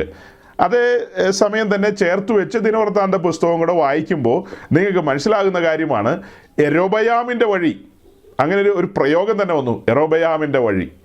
പിന്നത്തേത് നമ്മൾ ദിനവൃത്താന്ത പുസ്തകത്തിൽ വരുമ്പോഴാണ് യഹൂദ രാജാക്കന്മാരുടെ വഴികളെക്കുറിച്ച് കാണുന്നത്. അവിടെ പല രാജാക്കന്മാരെ എടുത്ത് പഠിക്കുമ്പോൾ ചിലരെല്ലാം ദാവീദിൻ്റെ വഴിയിൽ നടന്നെന്ന് കാണാം. അവർ ദാവീദിനെ പോലെ ദൈവത്തിന് പ്രസാദകരമായ കാര്യം ചെയ്തെന്ന് കാണാൻ കഴിയും. അതേസമയം രാജാക്കന്മാരുടെ പുസ്തകത്തിൽ വന്നു കഴിയുമ്പോൾ ഇസ്രായേൽ രാജാക്കന്മാരുമായി ബന്ധപ്പെട്ട് നമ്മൾ പഠിച്ചു വരുമ്പോൾ മനസ്സിലാക്കുന്ന കാര്യമാണ്, അവരെല്ലാം യെരോബയാമിൻ്റെ വഴിയിൽ നടന്നു, അവനെപ്പോലെ യഹോവയായ ദൈവത്തെ കോപിപ്പിച്ചു എന്നാണ് കാണുന്നത്. അപ്പോൾ 2 വഴികളാണ് തുറന്നു വന്നത്. 2 വഴികൾ ഇവിടെ പറഞ്ഞു വന്നാൽ രണ്ടും ആ ദൈവത്തിൻ്റെ കാര്യപരിപാടിയിലുള്ള ആളുകൾ തന്നെയാണ്. ഒന്ന് യഹൂദ ഗോത്രവും, പിന്നെ മറു സൈഡിൽ പിന്നത്തേതിൽ എഫ്രൈം ഗോത്രക്കാരനായ യെരോബയാം. അവനെ ദൈവമല്ലേ തിരഞ്ഞെടുത്തത്, അവൻ്റെ തലയിൽ അഭിഷേകതയിൽ ഒഴിച്ചത് ദൈവം പറഞ്ഞിട്ട് തന്നെയാണ്. അഹിയാണ് അതിനുവേണ്ടി മുൻകൈ എടുത്തത്, അവനെ അധികാരത്തിലേക്ക് കൊണ്ടുവന്നതൊക്കെ. അപ്പോൾ അതെല്ലാം ദൈവിക പദ്ധതിയുടെ ഭാഗം തന്നെയായിരുന്നു. പക്ഷെ അവൻ വിശ്വസ്തനായിരുന്നില്ല. നമുക്ക് തുടർന്ന് അതിനെക്കുറിച്ച് ചില കാര്യങ്ങളും കൂടെ പറയേണ്ടതുണ്ട്. അപ്പോഴാണ് പൗലോസ് പറഞ്ഞ ആ പദത്തിൻ്റെ പ്രാധാന്യം നമുക്ക് മനസ്സിലാകുന്നത്. എന്താ പൗലോസ് പറഞ്ഞത്? ഏത് വിധത്തിലായാലും അവർ ക്രിസ്തുവിനെയല്ലോ പ്രസംഗിക്കുന്നത്, എവരെ എന്നൊക്കെയുള്ള ചോദ്യങ്ങളുണ്ടെന്നേ. ആ കാര്യത്തിൻ്റെ എല്ലാം ഉത്തരം നമുക്ക് കണ്ടെത്തേണ്ടതുണ്ട്. നമ്മൾ നേരത്തെ പറഞ്ഞിട്ടുള്ളതാ, അതൊന്നും ആരും അങ്ങനെ ഓർത്തിരിക്കുമെന്ന് എനിക്ക് തോന്നുന്നില്ല. അതുകൊണ്ട് അല്പം പിന്നെയും പറയേണ്ടതുണ്ട് ആ കാര്യങ്ങൾ. അപ്പോൾ അതിലേക്ക് നമ്മൾ കഴിഞ്ഞ നാളുകളിൽ പോകാത്ത ഭാഗങ്ങളിലേക്കാണ് നമുക്ക് പോകേണ്ടത്. ഇപ്പോൾ ഈ 18-ാം വാക്യത്തിൽ പറഞ്ഞ കാര്യത്തിന് ശേഷം 19-ാം വാക്യത്തിലേക്ക് വരുമ്പോൾ അവിടെ പൗലോസ് പറയുന്നത്, ഞാൻ പലപ്പോഴും നിങ്ങളോട് പറഞ്ഞതുപോലെ അനേകർ ക്രിസ്തുവിൻ്റെ ക്രൂശിന് ശത്രുക്കളായി നടക്കുന്നു എന്നിപ്പോൾ കരഞ്ഞുകൊണ്ട് പറയുന്നു. 19-ാം വാക്യം, അവരുടെ അവസാനം നാശം, അവരുടെ ദൈവം വയറ്, ലജ്ജയായതിൽ അവർക്ക് മാനം തോന്നുന്നു, അവർ ഭൂമിയിലുള്ളത് ചിന്തിക്കുന്നു. എന്താണ്? അവരുടെ അവസാനം നാശമാണെന്ന്. അതായത് ലജ്ജയായതിൽ മാനം തോന്നുന്നവർ. അവരുടെ ദൈവം വയറെന്ന് വെച്ചാൽ വയറിനെ ആരാധിക്കുന്നു എന്നല്ലല്ലോ അർത്ഥം. അവർ ഈ ആയുസ്സിൽ മാത്രം പ്രത്യാശയുള്ള കാര്യങ്ങൾ, തിന്നുക കുടിക്കുക ചാകുമല്ലോ എന്നുള്ള ആ നില. അപ്പോൾ അവരെല്ലാം ഇടയ്ക്ക് പറയും യേശു വരുന്നു എന്നൊക്കെ. പക്ഷെ അതൊക്കെ മേമ്പൊടിക്ക് വേണ്ടി ഇടുന്നേ ഉള്ളൂ. സ്ഥായിയായ അവരുടെ ഭാവം എന്ന് പറയുന്നത് ഇപ്പം ഈ പറഞ്ഞതുപോലെയാണ്. അവരുടെ ദൈവം വയറ്, ലജ്ജയായതിൽ അവർക്ക് മാനം തോന്നുന്നു, അവർ ഭൂമിയിലുള്ള കാര്യങ്ങൾ ചിന്തിക്കുന്നു, ചിന്തിച്ച് കൂട്ടുന്നു, എന്നിട്ട് അതിൽ നിന്ന് ജനത്തോട് പ്രസംഗിക്കുന്നു. എവിടെയുള്ള കാര്യമാണ്? ഭൂമിയിലുള്ള കാര്യം ചിന്തിച്ചു കൂട്ടിയിട്ട് പ്രസംഗിക്കുന്നു. അങ്ങനെയുള്ള ഒത്തിരി പ്രസംഗം എൻ്റെ കയ്യിൽ സ്റ്റോക്കുണ്ട്. പിന്നെ ഭൂമിയിലുള്ള കാര്യങ്ങളെ തന്നെ പറഞ്ഞു കൂട്ടിയിരിക്കുന്ന ധാരാളം പ്രസംഗങ്ങൾ നമ്മുടെ കയ്യിൽ സ്റ്റോക്കുണ്ട്. വഴിയെ ദൈവം അനുവദിക്കുന്ന പോലെ ആ കാര്യങ്ങളൊക്കെ നിങ്ങളുടെ മുമ്പാകെ കുറച്ചൊക്കെ അവതരിപ്പിക്കണമെന്ന് എനിക്കും താല്പര്യമുണ്ട്. കാരണം കാര്യങ്ങളെ കേട്ട് മനസ്സിലാക്കണമല്ലോ. കാര്യങ്ങളെ അത്യാവശ്യം കേട്ട് മനസ്സിലാക്കണം. ഇതിനിടയിൽ ഒരു രസകരമായ കാര്യം കൂടെ ഒന്ന് പറഞ്ഞോട്ടെ. അതായത് നമ്മൾ ഈ ക്രൂശിൻ്റെ ശത്രുക്കൾ എന്ന് പറയുന്ന ആ ടോപ്പിക്കുകളൊക്കെ സംസാരിച്ച സമയത്ത് ഇച്ചിരി ഈ തീയും പോയൊക്കെ ഉണ്ടായിരുന്നു. ആ സമയത്ത് ചില കാര്യങ്ങളൊക്കെ അങ്ങനെ ഓപ്പണായിട്ടൊക്കെ പറയുകയും ഒക്കെ ചെയ്തിട്ടുണ്ട്. ചില കാര്യങ്ങളൊക്കെ കാണിക്കുകയൊക്കെ ചെയ്തിട്ടുണ്ട്. ആ സമയത്ത് ഒരു സഹോദരൻ്റെ ഉള്ളിൻ്റെ ഉള്ളിൽ ഒരു കൊച്ചു വിരോധം പോലെ വന്നു. ഇദ്ദേഹം ചുമ്മാ കുറ്റം പറയുകയാണ്. മറ്റുള്ളവരെയൊക്കെ എന്തിനാണ് വിധിക്കുന്നത്, പിന്നെ മറ്റുള്ളവരെ അങ്ങനെ ചെയ്തു ഇങ്ങനെ ചെയ്തു എന്നൊക്കെ പറഞ്ഞ് പുള്ളി ഇങ്ങനെ ചെറിയ തോതിലൊക്കെ വർത്തമാനമൊക്കെ പറഞ്ഞു. അതൊക്കെ കഴിഞ്ഞിട്ട് പിന്നെ പെരിയാറ്റിൽ ഒത്തിരി വെള്ളം ഒഴുകി അറബിക്കടലിൽ പോയി ചേർന്നു. അത് കഴിഞ്ഞ് ഒത്തിരി വെള്ളം ഒഴുകിപ്പോയി. പിന്നെ പമ്പയാറ്റിലെ വെള്ളത്തിൻ്റെയൊക്കെ അളവ് വളരെ കുറഞ്ഞു. ഈ അടുത്ത സമയത്ത് പുള്ളി എന്നോട് നേരിട്ട് ചോദിച്ചു, ഇന്ന ഉപദേശി അദ്ദേഹം ശരിയായ ഉപദേശത്തിലാണോ? ഞാൻ അദ്ദേഹത്തിൻ്റെ പ്രസംഗമൊക്കെ ഇങ്ങനെ ഫോർവേഡ് ചെയ്യാറുണ്ടായിരുന്നു. ആരോ പറഞ്ഞു ഇങ്ങനെ ഇച്ചിരി കുഴപ്പമുണ്ടെന്നൊക്കെ പറഞ്ഞെന്ന്. ആരോടാ ചോദിക്കുന്നത്? എന്നോട്. ഈ പാവം പിടിച്ച എന്നെ കുഴപ്പക്കാരനാക്കാൻ വേണ്ടിയല്ലേ ചോദിച്ചത്? ഞാനതിന് മറുപടി ഒന്നും പറഞ്ഞില്ല. ഞാൻ പ്രത്യേകിച്ച് മറുപടി ഒന്നും പറയാൻ പോയില്ല. കാരണം മുൻകാലത്ത് അദ്ദേഹം പറഞ്ഞിരുന്ന കാര്യങ്ങൾ എന്താണ്? നമ്മളിവിടെ ഈ മീറ്റിങ്ങിൽ നിങ്ങളെല്ലാം വിളിച്ചു കൂട്ടിയിട്ട് കുറ്റം പറച്ചിൽ ആ പരിപാടിയിൽ നിന്ന്. നമ്മുടെ മുൻപോട്ടുള്ള പ്രയാണം ദുർഘടമാണ്. ഒരുവൻ അലറുന്ന സിംഹം എന്ന നിലയിലാണ് ചുറ്റിക്കറങ്ങിക്കൊണ്ടിരിക്കുന്നത്. ഈ അലറുന്ന സിംഹം അവൻ എന്തിനാ? സർക്കസിൽ നമ്മളെ രസിപ്പിക്കാൻ വേണ്ടി സർക്കസ് കമ്പനിയിലെ സിംഹം എന്താ ചെയ്യുന്നത്? ഒരു സ്റ്റൂളിൻ്റെ മുകളിൽ ചാടിക്കയറും, അവിടെ നിന്ന് വേറൊന്നിൻ്റെ മുകളിൽ ചാടിക്കയറും, അങ്ങനെ ഒത്തിരി അഭ്യാസ പ്രകടനങ്ങളൊക്കെ കാണിക്കും. ആ സിംഹമല്ല ഇത്. ഏതാ? ഭാരത് സർക്കസ് അല്ലെങ്കിൽ ജംബോ സർക്കസ്. ആ സിംഹമല്ല പത്രോസ് പറഞ്ഞത്. പത്രോസ് പറയുന്ന അലറുന്ന സിംഹമാണ്. അവൻ ആരെയാ വിഴുങ്ങേണ്ടു എന്ന് വിചാരിച്ച് നടക്കുക. അപ്പോൾ അങ്ങനെ നമ്മുടെ പ്രിയപ്പെട്ടവരൊന്നും വിഴുങ്ങാൻ സമ്മതിക്കില്ലെന്നുള്ളൊരു വാശിയിലാണ് നമ്മൾ നിൽക്കുന്നത്. അന്നേരം ഓരോ ബിരുദന്മാർ പറയുന്നത് അവർ കുറ്റം പറഞ്ഞുകൊണ്ടിരിക്കുകയാണ്. എന്നിട്ട് അവസാനം വന്ന് ചോദിച്ചത് എവിടെയാ? എന്നോട് തന്നെ. ചോദ്യം എന്നതാ? ആ ഉപദേശി ശരിയായ ഉപദേശിയാണോ എന്ന്. ഞാൻ കൃത്യമായ മറുപടി ഒന്നും പറയാൻ പോയില്ല. അയാളുടെ തന്നെ ഒരു പ്രസംഗം ഞാനങ്ങ് ഇട്ടുകൊടുത്തു. മൃഗത്തിൻ്റെ സംഖ്യ ഗണിക്കാൻ പറ്റുന്നവരൊക്കെ ഗണിക്കട്ടെ, അത്ര തന്നെ. ഗണിക്കാൻ പറ്റിയില്ലെങ്കിൽ പോക്കടിച്ചു എന്ന് കൂട്ടിയാൽ മതി. ആ ഉപദേശി പറയുന്നത് എന്താ? യേശുക്രിസ്തു ദൈവമല്ല, വെറും കർത്താവാണെന്നാ പുള്ളി പറയുന്നത്. പെന്തിക്കോസിലെ വലിയ പ്രസംഗിയായിട്ട് നടന്നതാ. പക്ഷെ ഇപ്പോൾ പുള്ളി പറയുന്നത് എന്താണെന്നറിയാവോ? യേശുക്രിസ്തു ദൈവമല്ല, വെറും കർത്താവാണ്. ദൈവം പിതാവായ ദൈവമാണ്. ആ പിതാവായ ദൈവത്തെ മാത്രമേ ആരാധിക്കാവൂ. യേശുവേ നന്ദി, യേശുവേ സ്തോത്രം എന്നൊക്കെ പറയും നമ്മുടെ കത്തോലിക്ക സഹോദരങ്ങൾ. അങ്ങനെയൊന്നും പറഞ്ഞേക്കരുത്. യേശു ദൈവമല്ല. യേശു പോലും പറഞ്ഞത് പിതാവാണ് ദൈവം എന്നാണ്. അതാണ് ആ ഉപദേശി പഠിപ്പിക്കുന്നത്. വേറൊരു ഉപദേശി പഠിപ്പിക്കുന്നത്, അതും 10-30 വർഷത്തെ ശുശ്രൂഷ പാരമ്പര്യമുള്ള മുളക്കുഴയിലെ മലയുടെ മണ്ടയിൽ നിന്ന് കണ്ട് ഇറങ്ങി വന്നാന്നൊക്കെയാണ് പറയുന്നത്. പുള്ളി പറയുന്നത് AD 70 യേശുക്രിസ്തു വന്നുപോയെന്നാ. AD 70.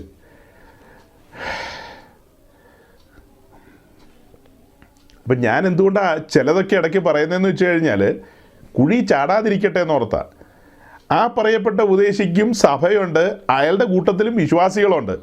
അപ്പോൾ നിങ്ങൾ ചോദിക്കും അതെന്നാ വിശ്വാസിയാന്ന്?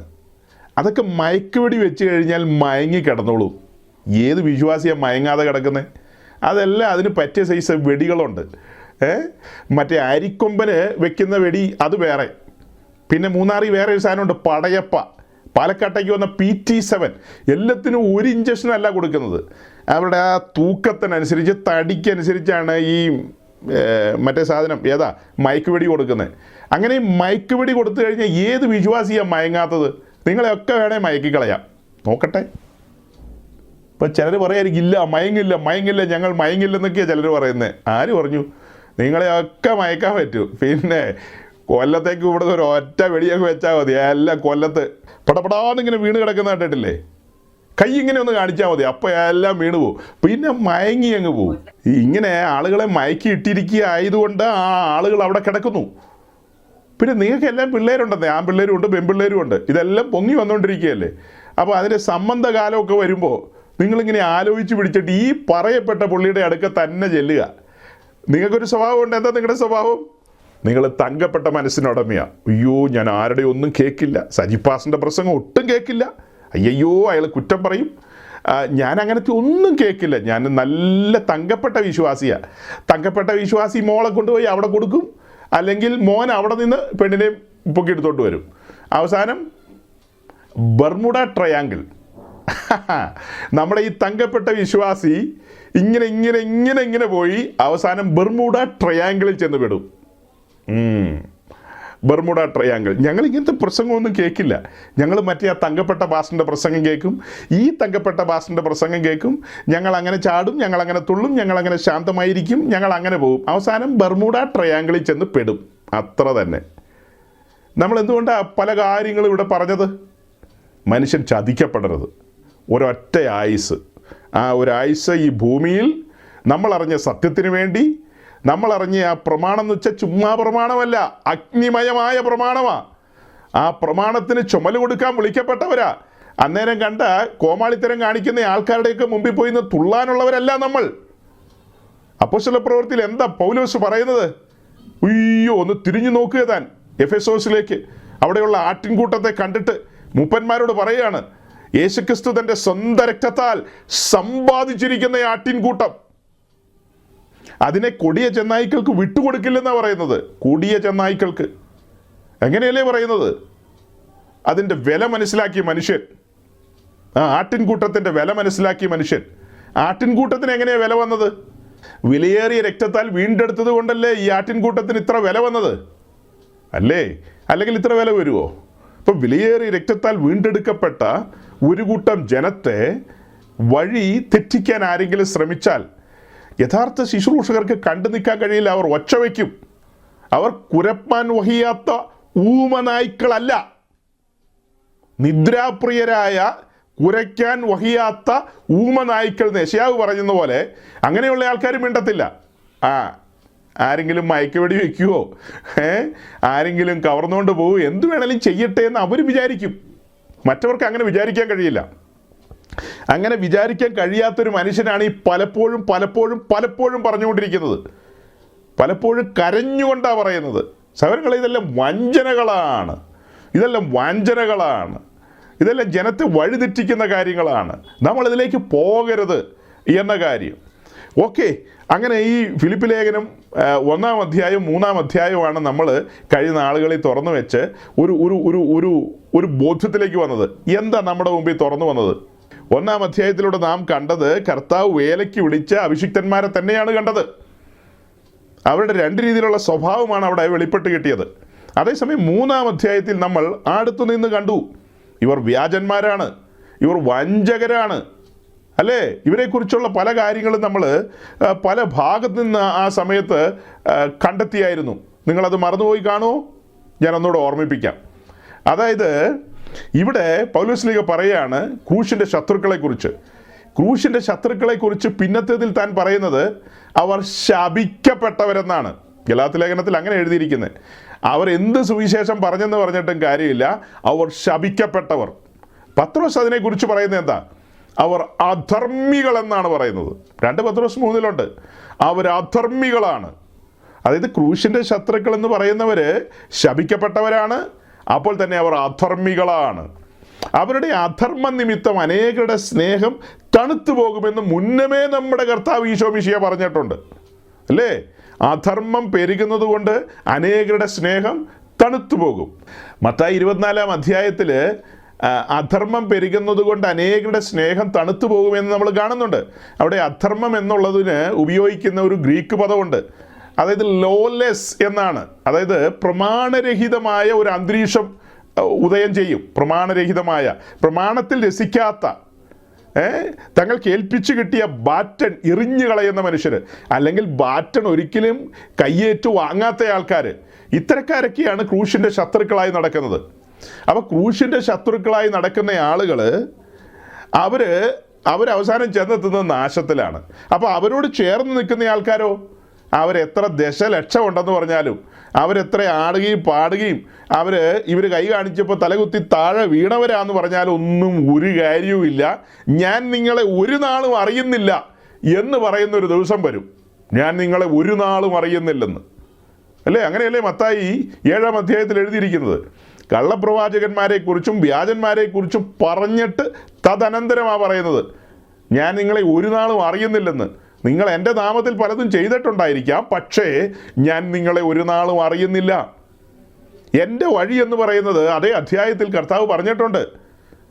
അതായത് ക്രൂശിങ്കിൽ നിന്ന് വെളിപ്പെടുന്ന വഴി എന്ന് പറയുന്നത്, അവിടെ ഒരു വാതിൽ തുറന്നു വരുന്നത് എങ്ങനെയുള്ളതാ? ഇടുക്കമുള്ള വാതിലാണ്. തുറന്നു വരുന്ന പാത എങ്ങനെയുള്ളതാ? ഞെരുക്കമുള്ള പാതയാണ്. ഇടുക്കമുള്ള വാതിലും ഞെരുക്കമുള്ള ആ പാതയ്ക്കും വിരുദ്ധമായിട്ട്, അതായത് ദൈവരാജ്യത്തിൽ വന്നവരോടുള്ള ബന്ധത്തിലാണ് ഞാനീ പറയുന്നത്, വെളി നിൽക്കുന്നവരോടുള്ള ബന്ധത്തിലല്ല. ദൈവരാജ്യത്തിൽ വന്നവരോടുള്ള ബന്ധത്തിൽ അങ്ങനെ തുറക്കപ്പെട്ട ആ പാതയിലൂടെ സഞ്ചരിക്കേണ്ട മനുഷ്യരെ അവിടെ നിന്ന് മാടി വിളിക്കുക, വെളിയിലേക്ക് മാടി വിളിക്കുക.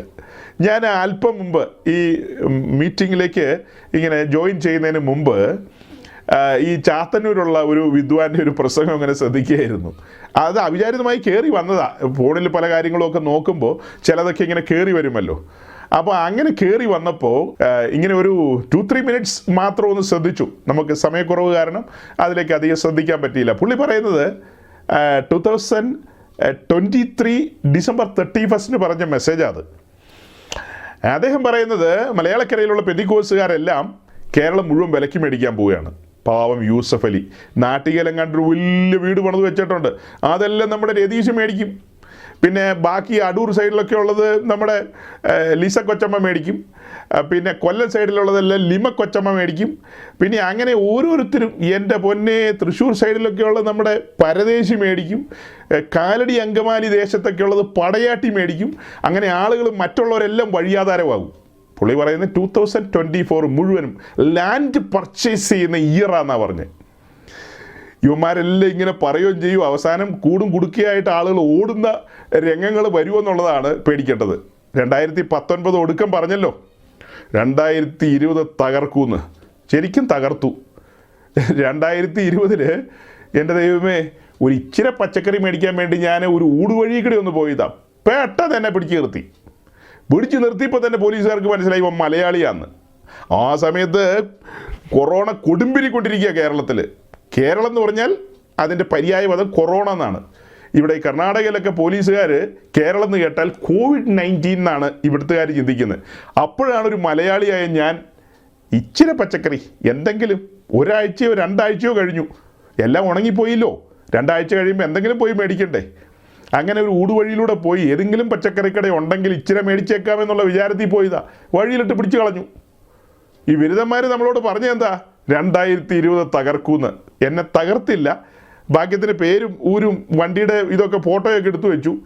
തിരിച്ചു വന്നപ്പോൾ ഞാൻ ഒന്ന് താഴ്ന്നേക്കാം എന്ന് വിചാരിച്ച് പച്ചക്കറിയൊക്കെ കാണിച്ചു. ജീവൻ നിലനിർത്താനാണെന്ന് പറഞ്ഞു. അല്ലെങ്കിൽ പിന്നെ സൂയിസൈഡായി പോകുമല്ലോ, തന്നെത്താനിരുന്ന് ചത്തുപോകുമല്ലോ.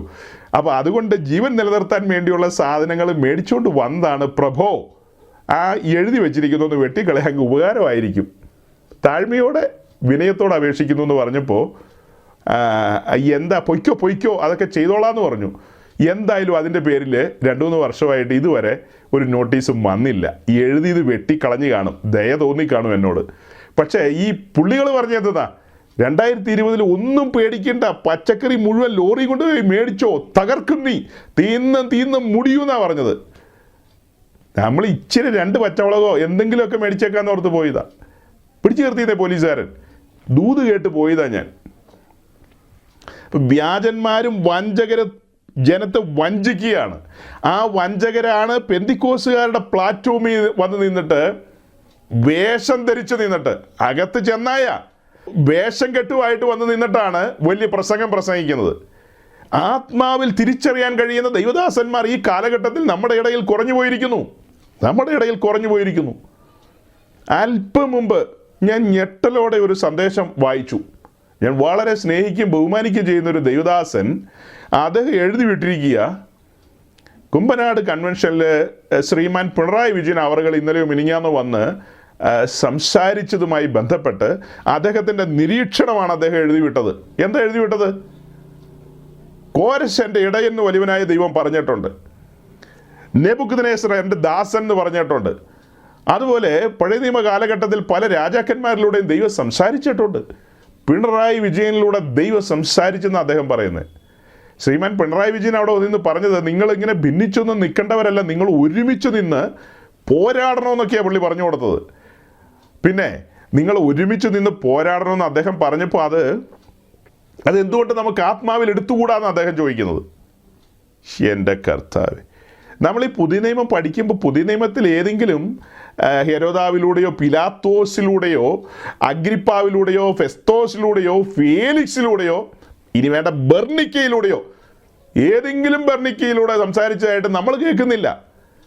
പഴയ നിയമകാലമല്ല ഇത് പുതിയ നിയമകാലമാണ്. പരിശുദ്ധാത്മാവ് സംസാരിക്കുന്ന കാലമാണ്.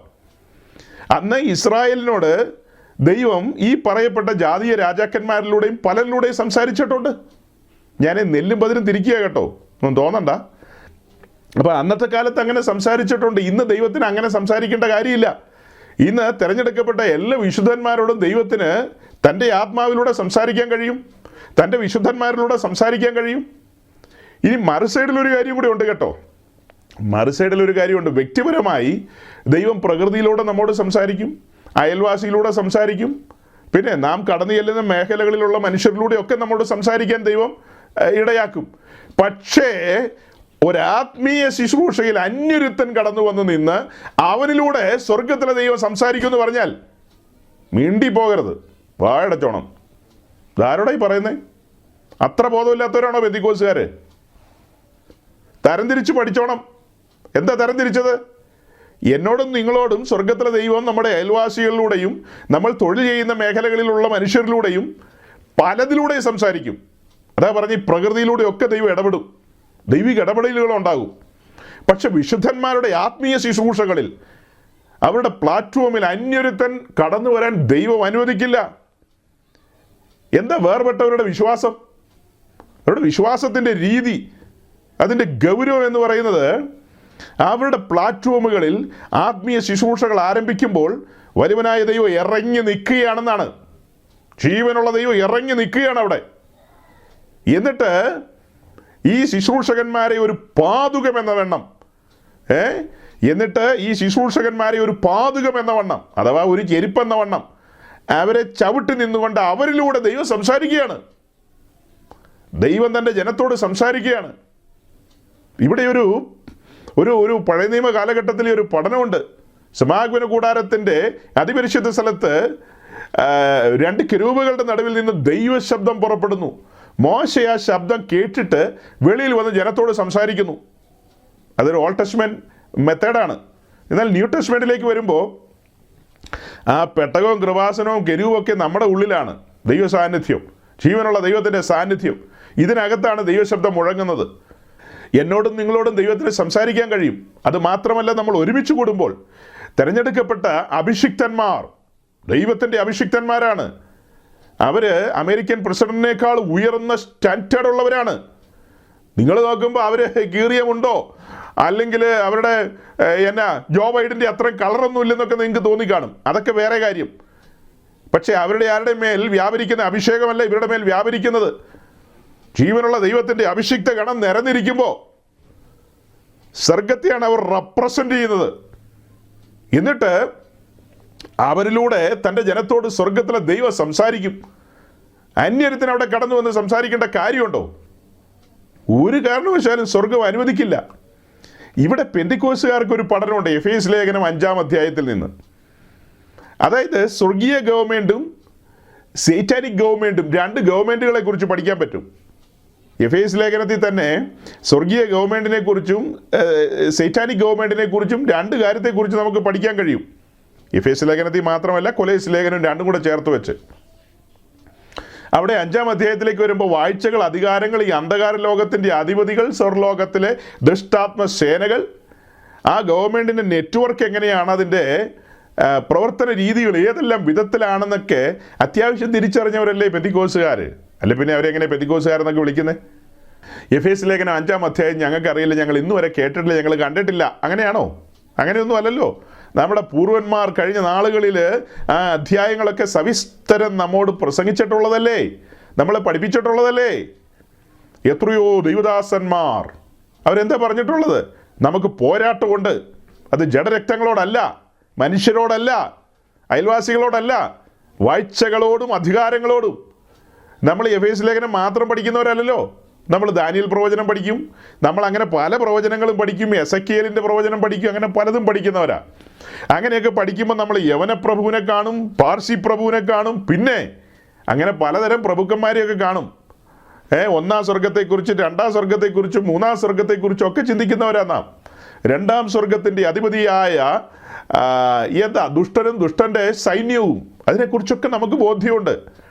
അങ്ങനെ ഈ ഭൂമിയിലെ ഭരണത്തിൻ്റെ രീതികളുണ്ട്. ഈ ഭൂമിയിലെ ഭരണത്തിൻ്റെ രീതികൾ, ഭരണകർത്താക്കളെയൊക്കെ സ്വാധീനിക്കുന്ന ആത്മാക്കളെക്കുറിച്ചും നമുക്ക് ബോധ്യമുണ്ട്. ഭരണകർത്താക്കളെയൊക്കെ പരിശുദ്ധാത്മാവാണോ നിയന്ത്രിച്ചു കൊണ്ട് നടക്കുന്നത്? അങ്ങനെയൊക്കെ പറഞ്ഞാൽ നമ്മൾ തെണ്ടി പോകും കേട്ടോ. കിങ് ജോങ് ഉൽ കേട്ടിട്ടുണ്ടോ? അങ്ങനെ ഒരു ഉല്ലുണ്ട്, കിങ് ജോങ് ഉൽ. ഉല്ലാണോ ഉന്നാണോ എന്താണെങ്കിലും ആ വിരുദ്ധനെ പരിശുദ്ധാത്മാവാ നിയന്ത്രിക്കുന്നത് നമുക്ക് പറയാൻ പറ്റുമോ? ഇല്ലില്ല. അത് എഫേസ്യ ലേഖനത്തിൽ പറയുന്ന ആ ആത്മാക്കളാണ്, സൈറ്റാനിക് നെറ്റ്വർക്കാണ് അവിടെ വർക്ക് ചെയ്യുന്നത്. അപ്പോൾ ലോകത്തിലെ മറ്റ് രാജ്യങ്ങളോ? എല്ലാ രാജ്യങ്ങളെയും നിയന്ത്രിക്കുന്ന അങ്ങനെയാണ്. സകലത്തിൻ്റെയും മീതെ വലിയവനായ ദൈവം സിംഹാസനത്തിലുണ്ട്, അത് വേറെ കാര്യം. പക്ഷെ ഇപ്പോൾ താൽക്കാലികമായിട്ട് ഇവിടുത്തെ ആളുകളെയൊക്കെ സൈറ്റാൻ നിയന്ത്രിക്കുന്നുണ്ട്. സാത്താൻ്റെ കരവലയത്തിലാണ് ഈ പുള്ളികളൊക്കെ ഇരിക്കുന്നത്.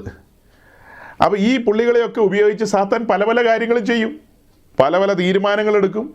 അത് ആത്യന്തികമായി ദൈവജനത്തിനും ദൈവസഭയ്ക്കും വിരോധമായ കാര്യങ്ങളൊക്കെ ആണെങ്കിൽ, അതായത് ദൈവത്തിൻ്റെ പദ്ധതിയുടെ ഭാഗമല്ലെങ്കിൽ ദൈവം അതൊക്കെ നിരോധിക്കും, അത്രമാത്രം. അല്ലാത്ത കാര്യങ്ങളൊക്കെ ഇങ്ങനെ ഇവിടെ നടന്നു പോയിക്കൊണ്ടിരിക്കും. കേരളത്തിലെ ബീവറേജസിൽ മദ്യത്തിൻ്റെ വില എത്രമാത്രം കൂട്ടണമെന്ന് അതൊക്കെ തീരുമാനിക്കുന്ന ആരാ? പിണറായി വിജയനൊന്നുമല്ല. അതല്ല എഫേസ്യ ലേഖനത്തിൽ പറയുന്ന നെറ്റ്വർക്ക്, സൈറ്റാനിക് ഗവൺമെൻറ്റിൻ്റെ ആ നെറ്റ്വർക്ക്, അവിടെ പാതാളത്തിലാണ് അതിൻ്റെ പൊളിറ്റ് ബ്യൂറോ കൂടുന്നത്. പാതാളത്തിൽ പൊളിറ്റ് ബ്യൂറോ കൂടിയിട്ടാണ് ഇന്നിന്ന ജവാന്മാർക്ക് ഇന്നിന്ന വില എന്നൊക്കെ തീരുമാനിക്കുന്നത്. അതിൻ്റെ MRP ഒക്കെ ഇങ്ങോട്ട് ഇങ്ങനെ വാട്സപ്പിൽ അയച്ചു കൊടുക്കുമായിരിക്കും തിരുവനന്തപുരത്തേക്ക്. അതൊക്കെ പാതാളത്തിൽ നിന്ന് ഇങ്ങനെ അയച്ചു കൊടുക്കും, അവിടെ പൊളിറ്റ് ബ്യൂറോ കൂടിയിട്ട് അല്ലേ. പുതിയ പുതിയ ബ്രാൻഡുകൾ ഏതിറക്കണമെന്നൊക്കെ പരിശുദ്ധാത്മാവാണോ അതൊക്കെ തീരുമാനിക്കുന്നത്? അപ്പോൾ ഇപ്പോൾ തൽക്കാലമായിട്ട് ഈ ഭൂമിയിലെ ഭരണകർത്താക്കൾ ഇങ്ങനെയുള്ള തീരുമാനങ്ങൾ എടുക്കും. അവർ പിന്നെ വേറെ പല പരിപാടികൾ, എനിക്കിപ്പോൾ ഓപ്പണായിട്ട് എല്ലാം പറയാൻ പറ്റാത്ത ഒത്തിരി തീരുമാനങ്ങൾ എടുക്കും അവർ. പിന്നെ ഒത്തിരി തീരുമാനങ്ങൾ എടുക്കും. കനേഡിയൻ ഗവൺമെൻറ് ഒരു തീരുമാനം എടുത്തു, അവിടുത്തെ ആളുകൾക്ക് തണുപ്പൊക്കെ ഉള്ള നാടല്ലേ, പിന്നെ ഖജനാവിന് ഒരു ഇച്ചിരി പൈസയും പോന്നോട്ടെ. കഞ്ചാവ് എന്ന് പറയുന്ന സാധനം, കഞ്ചാവ് അത് ലീഗലൈസ് ചെയ്തിരിക്കുന്നു. ആർക്ക് വേണേലും മേടിക്കാം, ആർക്ക് വേണേലും വലിക്കാം.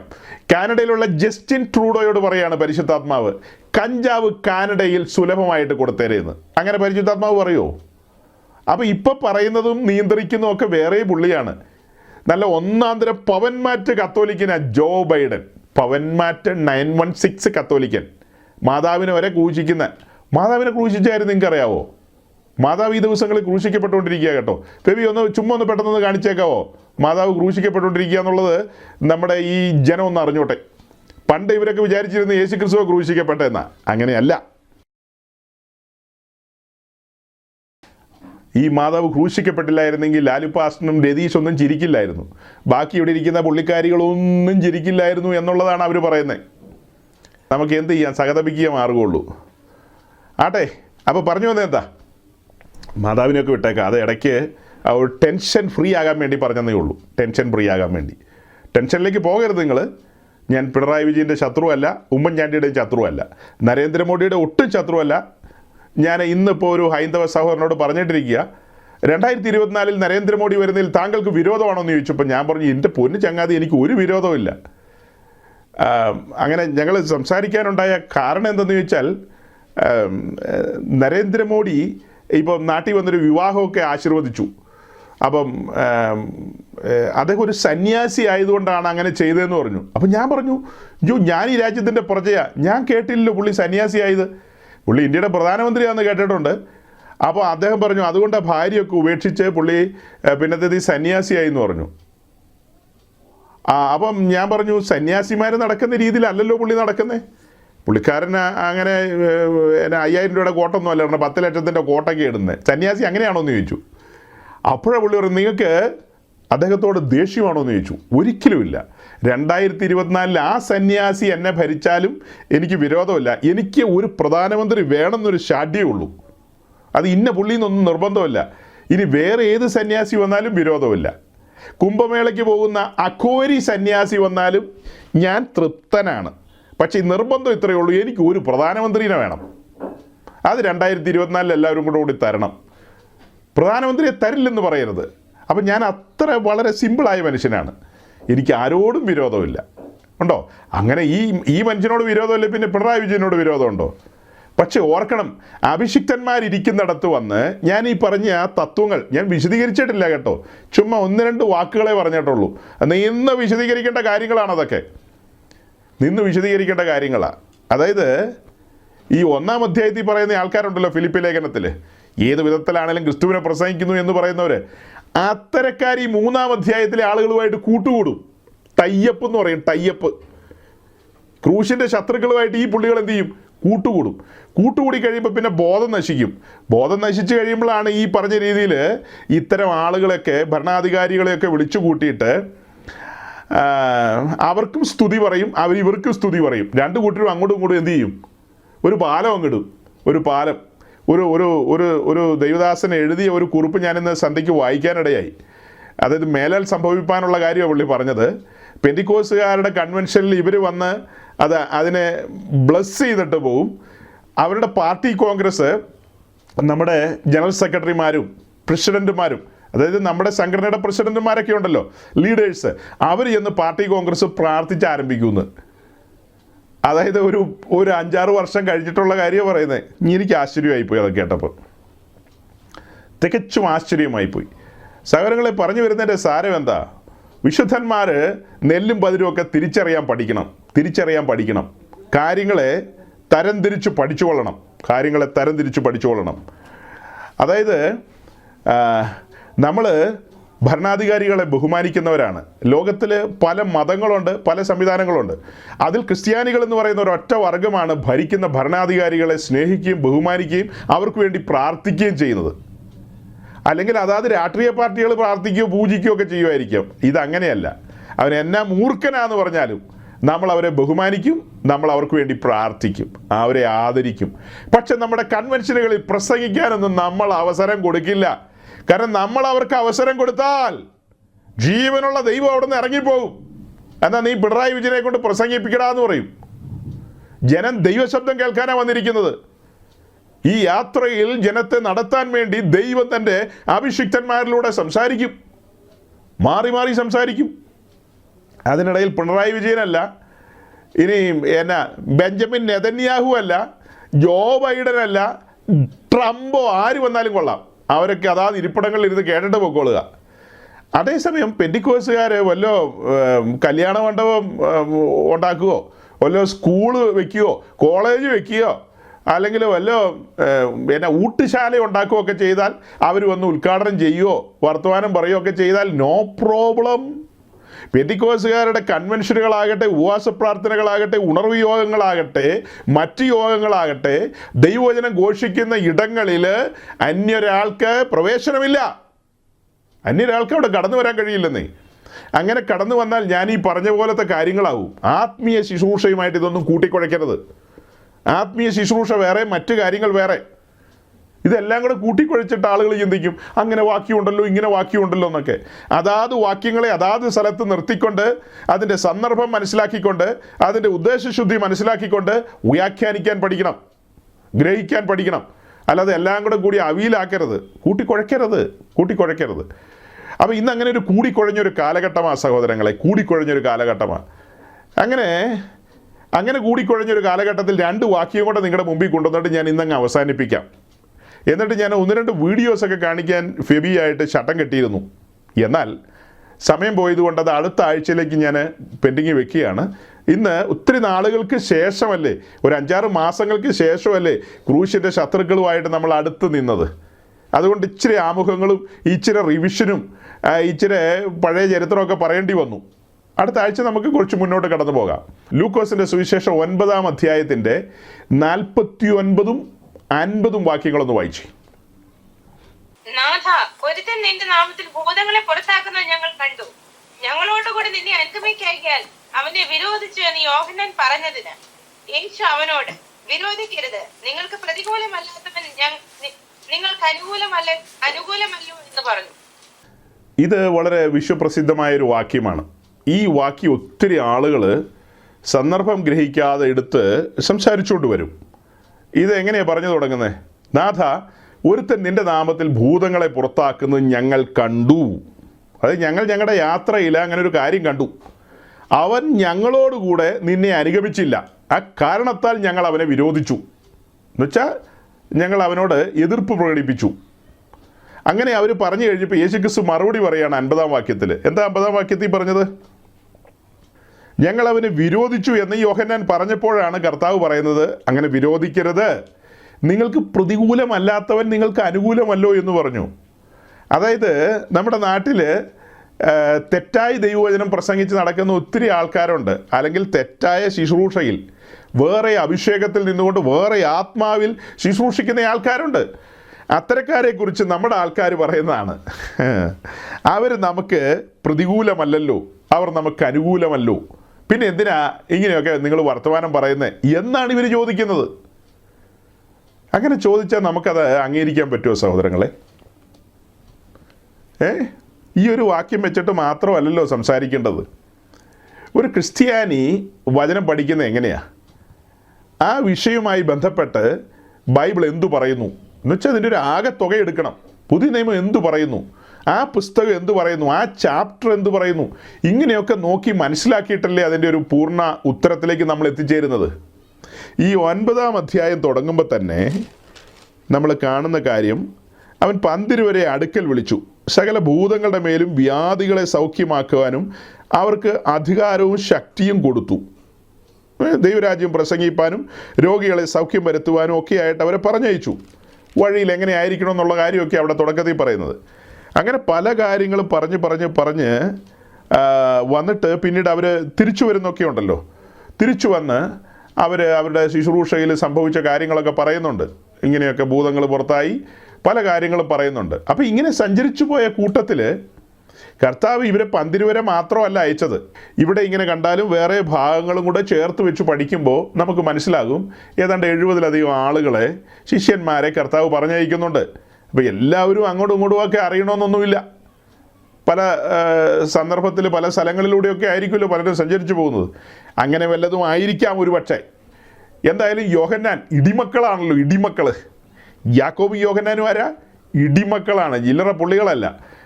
അവർ കോപിച്ചിട്ട് ഈ പറഞ്ഞ കാര്യങ്ങളെ വിരോധിച്ചു. ഞങ്ങളോട് സഹകരിച്ച് ഞങ്ങളുടെ സംഘടനയുമായി ബന്ധപ്പെട്ട് ക്രെഡൻഷ്യൽ കാണിക്കൂ നോക്കട്ടെ എന്ന് പറഞ്ഞു. ക്രെഡൻഷ്യൽ ചോദിച്ചപ്പോൾ ഒന്നുമില്ല കാണിക്കാൻ, ഒപ്പുമില്ല, സീലുമില്ല, ഒന്നുമില്ല. അപ്പോൾ യോഹന്നാൻ അങ്ങ് വിരോധിച്ചു. ആ കാര്യമൊന്ന് കർത്താവിനോട് പറഞ്ഞത്. അപ്പോൾ കർത്താവ് എന്താ പറഞ്ഞത്? അവൻ നിങ്ങൾക്ക് പ്രതികൂലമല്ലാത്തവനാണെങ്കിൽ നിങ്ങൾക്ക് അനുകൂലമല്ലോ. അവൻ പ്രതികൂലിച്ചില്ലെങ്കിൽ പിന്നെ നിങ്ങൾക്ക് അനുകൂലമല്ലയോ എന്നാണ് ചോദിക്കുന്നത്. അല്ലേ? ന്യായമായിട്ടുള്ള ചോദ്യമാണ്. അവൻ നിങ്ങൾക്ക് പ്രതികൂലമായ ഒരു കാര്യവും ചെയ്തില്ലല്ലോ. എൻ്റെ നാമത്തിൽ അവൻ പല കാര്യങ്ങളും ചെയ്തു, നിങ്ങളുടെ കൂട്ടത്തിൽ വന്നില്ല, നിങ്ങളുടെ പായിൽ ഇരുന്നില്ല, അത്രയല്ലേ ഉള്ളൂ. അതിനവനെ വിരോധിക്കേണ്ട കാര്യമൊന്നുമില്ലല്ലോ, അവൻ്റെ പേര് കേസെടുക്കേണ്ട കാര്യമൊന്നുമില്ല. അവൻ നിങ്ങൾക്ക് പ്രതികൂലമായ കാര്യങ്ങളും ചെയ്തിട്ടില്ല. അങ്ങനെ വരുമ്പോൾ അവൻ ഒരു അനുകൂലം തന്നെയായിരിക്കും എന്നാ പറഞ്ഞു വന്നത്. പക്ഷേ ഇത് കഴിഞ്ഞിട്ട് 11-ാം അധ്യായത്തിൻ്റെ 23-ാം വാക്യം കൂടെ വായിക്കണം. Chapter 11 verse 23. എനിക്ക് അനുകൂലമല്ലാത്തവൻ എനിക്ക് പ്രതികൂലമാകുന്നു, എന്നോട് കൂടി ചേർക്കാത്തവൻ ചിതറിക്കുന്നു. ഇപ്പൊ 2 വാക്യം മുമ്പിൽ വന്നില്ലേ? ഫിലിപ്പ് ലേഖനം 1-ാം അധ്യായവും ഫിലിപ്പ് ലേഖനം 3-ാം അധ്യായവും നമ്മൾ കണ്ടതുപോലെ ഈ ലൂക്കോസ് 9-ാം അധ്യായത്തിലെ വാക്യമാണ് എല്ലാവരും എടുത്തുകൊണ്ട് വരുന്നത്. അതിൻ്റെ പശ്ചാത്തലമോ കാര്യങ്ങളോ ഒന്നും മനസ്സിലാക്കാതെ അത് മാത്രമായിട്ട് സംസാരിച്ചുകൊണ്ട് വരും. ഇപ്പോൾ ഈ 11-ാം അധ്യായത്തിലെ വാക്യത്തിലേക്ക് നോക്കുമ്പോൾ യേശുക്രിസ്തു പറയാണ്, എനിക്ക് അനുകൂലമല്ലാത്തവൻ എനിക്ക് പ്രതികൂലമാകുന്നു, എന്നോടുകൂടെ ചേർക്കാത്തവൻ ചിതറിക്കുന്നു, ജനത്തെ ചിതറിക്കുന്നു എന്ന്. ഇതേ കാര്യമല്ലേ അപ്പോസ്തല പ്രവൃത്തി 20-ാം അധ്യായത്തിൽ പൗലോസ്ലീഹ പറയുന്നത്? ഞാൻ പോയ ശേഷം കൊടിയ ചെന്നായ്ക്കൾ നിങ്ങളുടെ ഇടയിൽ കടക്കും, പിന്നെ വിപരീത ഉപദേശം പ്രസ്താവിക്കുന്നവർ നിങ്ങളുടെ ഇടയിൽ നിന്ന് തന്നെ എഴുന്നേൽക്കുമെന്നാണ് പറയുന്നത്. അവരെല്ലാം നമുക്ക് അനുകൂലമെന്നാണോ പൗലോസ്ലീഹ പഠിപ്പിച്ചത്? ആണോ സഹോദരങ്ങളെ? അവരെല്ലാം നമുക്ക് അനുകൂലമെന്നാണോ പൗലോസ്ലീഹ പഠിപ്പിച്ചത്? ഈ 2 വാക്യങ്ങളിലേക്ക് നിങ്ങൾ സൂക്ഷിച്ചു നോക്കുക. 9-ാം അധ്യായത്തിലെ വാക്യത്തിൽ നമ്മൾ കാണുന്നത് നിങ്ങൾക്ക് പ്രതികൂലമല്ലാത്തവൻ നിങ്ങൾക്ക് അനുകൂലമാണ്. അത് സത്യവാ. ഫിലിപ്പ് ലേഖനം 1-ാം അധ്യായത്തിൽ കാണുന്ന ആ 2 കൂട്ടരും ശാഠ്യത്തോടെയും ദുരഭിമാനത്തോടെയും പ്രസംഗിക്കുന്നവർ, എങ്ങനെയെങ്കിലുമൊക്കെ പ്രസംഗിക്കുന്നുണ്ട്. ഈ 2 കൂട്ടരും അവർ ദൈവരാജ്യത്തിന് അനുകൂലമായവരാണ്. അത് കൈകാര്യം ചെയ്യേണ്ട രീതി ചെയ്തില്ലെന്നേ ഉള്ളൂ. പക്ഷെ അവർ ദൈവത്തിൻ്റെ ദാസന്മാരാണ്. അവരെ വിരോധിക്കേണ്ട കാര്യമില്ല, അവർക്കെതിരെ പറയേണ്ട കാര്യമില്ല. ഇതൊന്നും നമ്മുടെ ഭാഗമല്ല. ഇതൊന്നും നമ്മുടെ കാര്യമല്ല. അതേസമയം 11-ാം അധ്യായത്തിൻ്റെ 23-ാം വാക്യത്തിലേക്ക് വരുമ്പോൾ യേശു പറയുകയാണ്, എനിക്ക് അനുകൂലമല്ലാത്തവൻ എനിക്ക് പ്രതികൂലമാണ്. അതാണ് ഫിലിപ്പ് ലേഖനം 3-ാം അധ്യായത്തിൽ പൗലോസ് പറയുന്നത്. ക്രൂശിൻ്റെ ശത്രുക്കൾ, അവരുടെ ദൈവം വയറ്, ലജ്ജയായതിൽ അവർക്ക് മാനം തോന്നുന്നു. അവർ ഈ ആയുസിൽ മാത്രം പ്രത്യാശയുള്ളവർ. അവർ ഭൂമിയിലുള്ളത് ചിന്തിക്കുന്നു. അവരെങ്ങനെ അനുകൂലമാകും? അവരനുകൂലമാണോ? നിങ്ങൾ ഏത് യൂണിവേഴ്സിറ്റിയിൽ നിന്നാണ് പഠിച്ചിട്ട് വന്നേ? മനസ്സിലാകാത്തോണ്ട് ചോദിക്കുക. ഈ പറഞ്ഞ ആൾക്കാരെങ്ങനെ ദൈവസഭയ്ക്ക് അനുകൂലമാകും? ഇത്തരക്കാരെങ്ങനെ ദൈവരാജ്യത്തിന് അനുകൂലമാകും? ഇവർ പ്രതികൂലമാണെന്ന് തിരിച്ചറിയുക. ഇത്തരക്കാരെ യഥാർത്ഥ പാത മറിച്ചു കളയുന്നവരാണ്. യഥാർത്ഥ പാത മറിച്ചു കളയുന്ന ആൾക്കാരാണ്. കള്ളനോട്ടും നല്ല നോട്ടും ഉണ്ട്. കള്ളനോട്ട് അച്ചടിക്കുന്ന ആൾക്കാർ അവരുടെ ഒരു ഫേസ് സ്റ്റേറ്റ്മെൻറ്റ് പുറത്തു വിടുക എന്ന് വിചാരിച്ചോ. ഫേസ് സ്റ്റേറ്റ്മെൻറ്റ്, ഞങ്ങളുടെ നോട്ട് 95% ഓക്കെ ഉള്ളൂ, 5% ഓക്കെ അല്ല. നിർമ്മല സീതാരാമൻ്റെ അച്ചുകൂടത്തിൽ അടിച്ചു കൂട്ടുന്നത് 100% പക്ഷെ ഞങ്ങൾക്ക് അത്രയൊന്നും പറയാനില്ല, ഞങ്ങളുടെ അച്ചുകൂടം ശിവകാശിയിലാണ്, 95% ഉള്ളൂ എന്ന് പറഞ്ഞാണോ അവരടിക്കുന്നത്? അവൻ എന്നതാ പറയുന്നത്? ഞങ്ങളുടെ 101% ഓക്കെ എന്നല്ലേ അവർ പറയുന്നേ.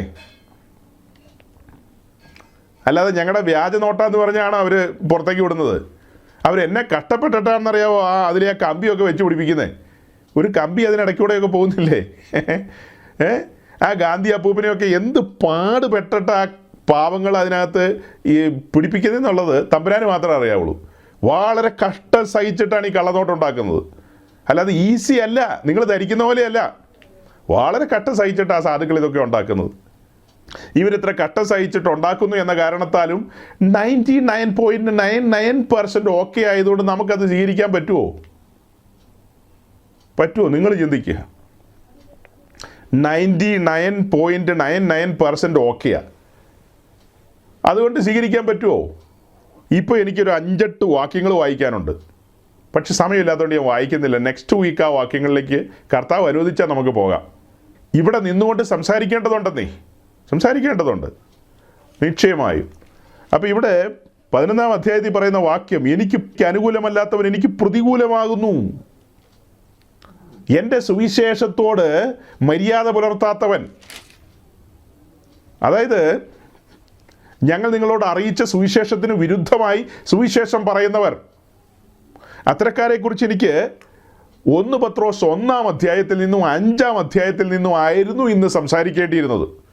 1-ാം അധ്യായത്തിൽ നിന്നും 5-ാം അധ്യായത്തിൽ നിന്നും.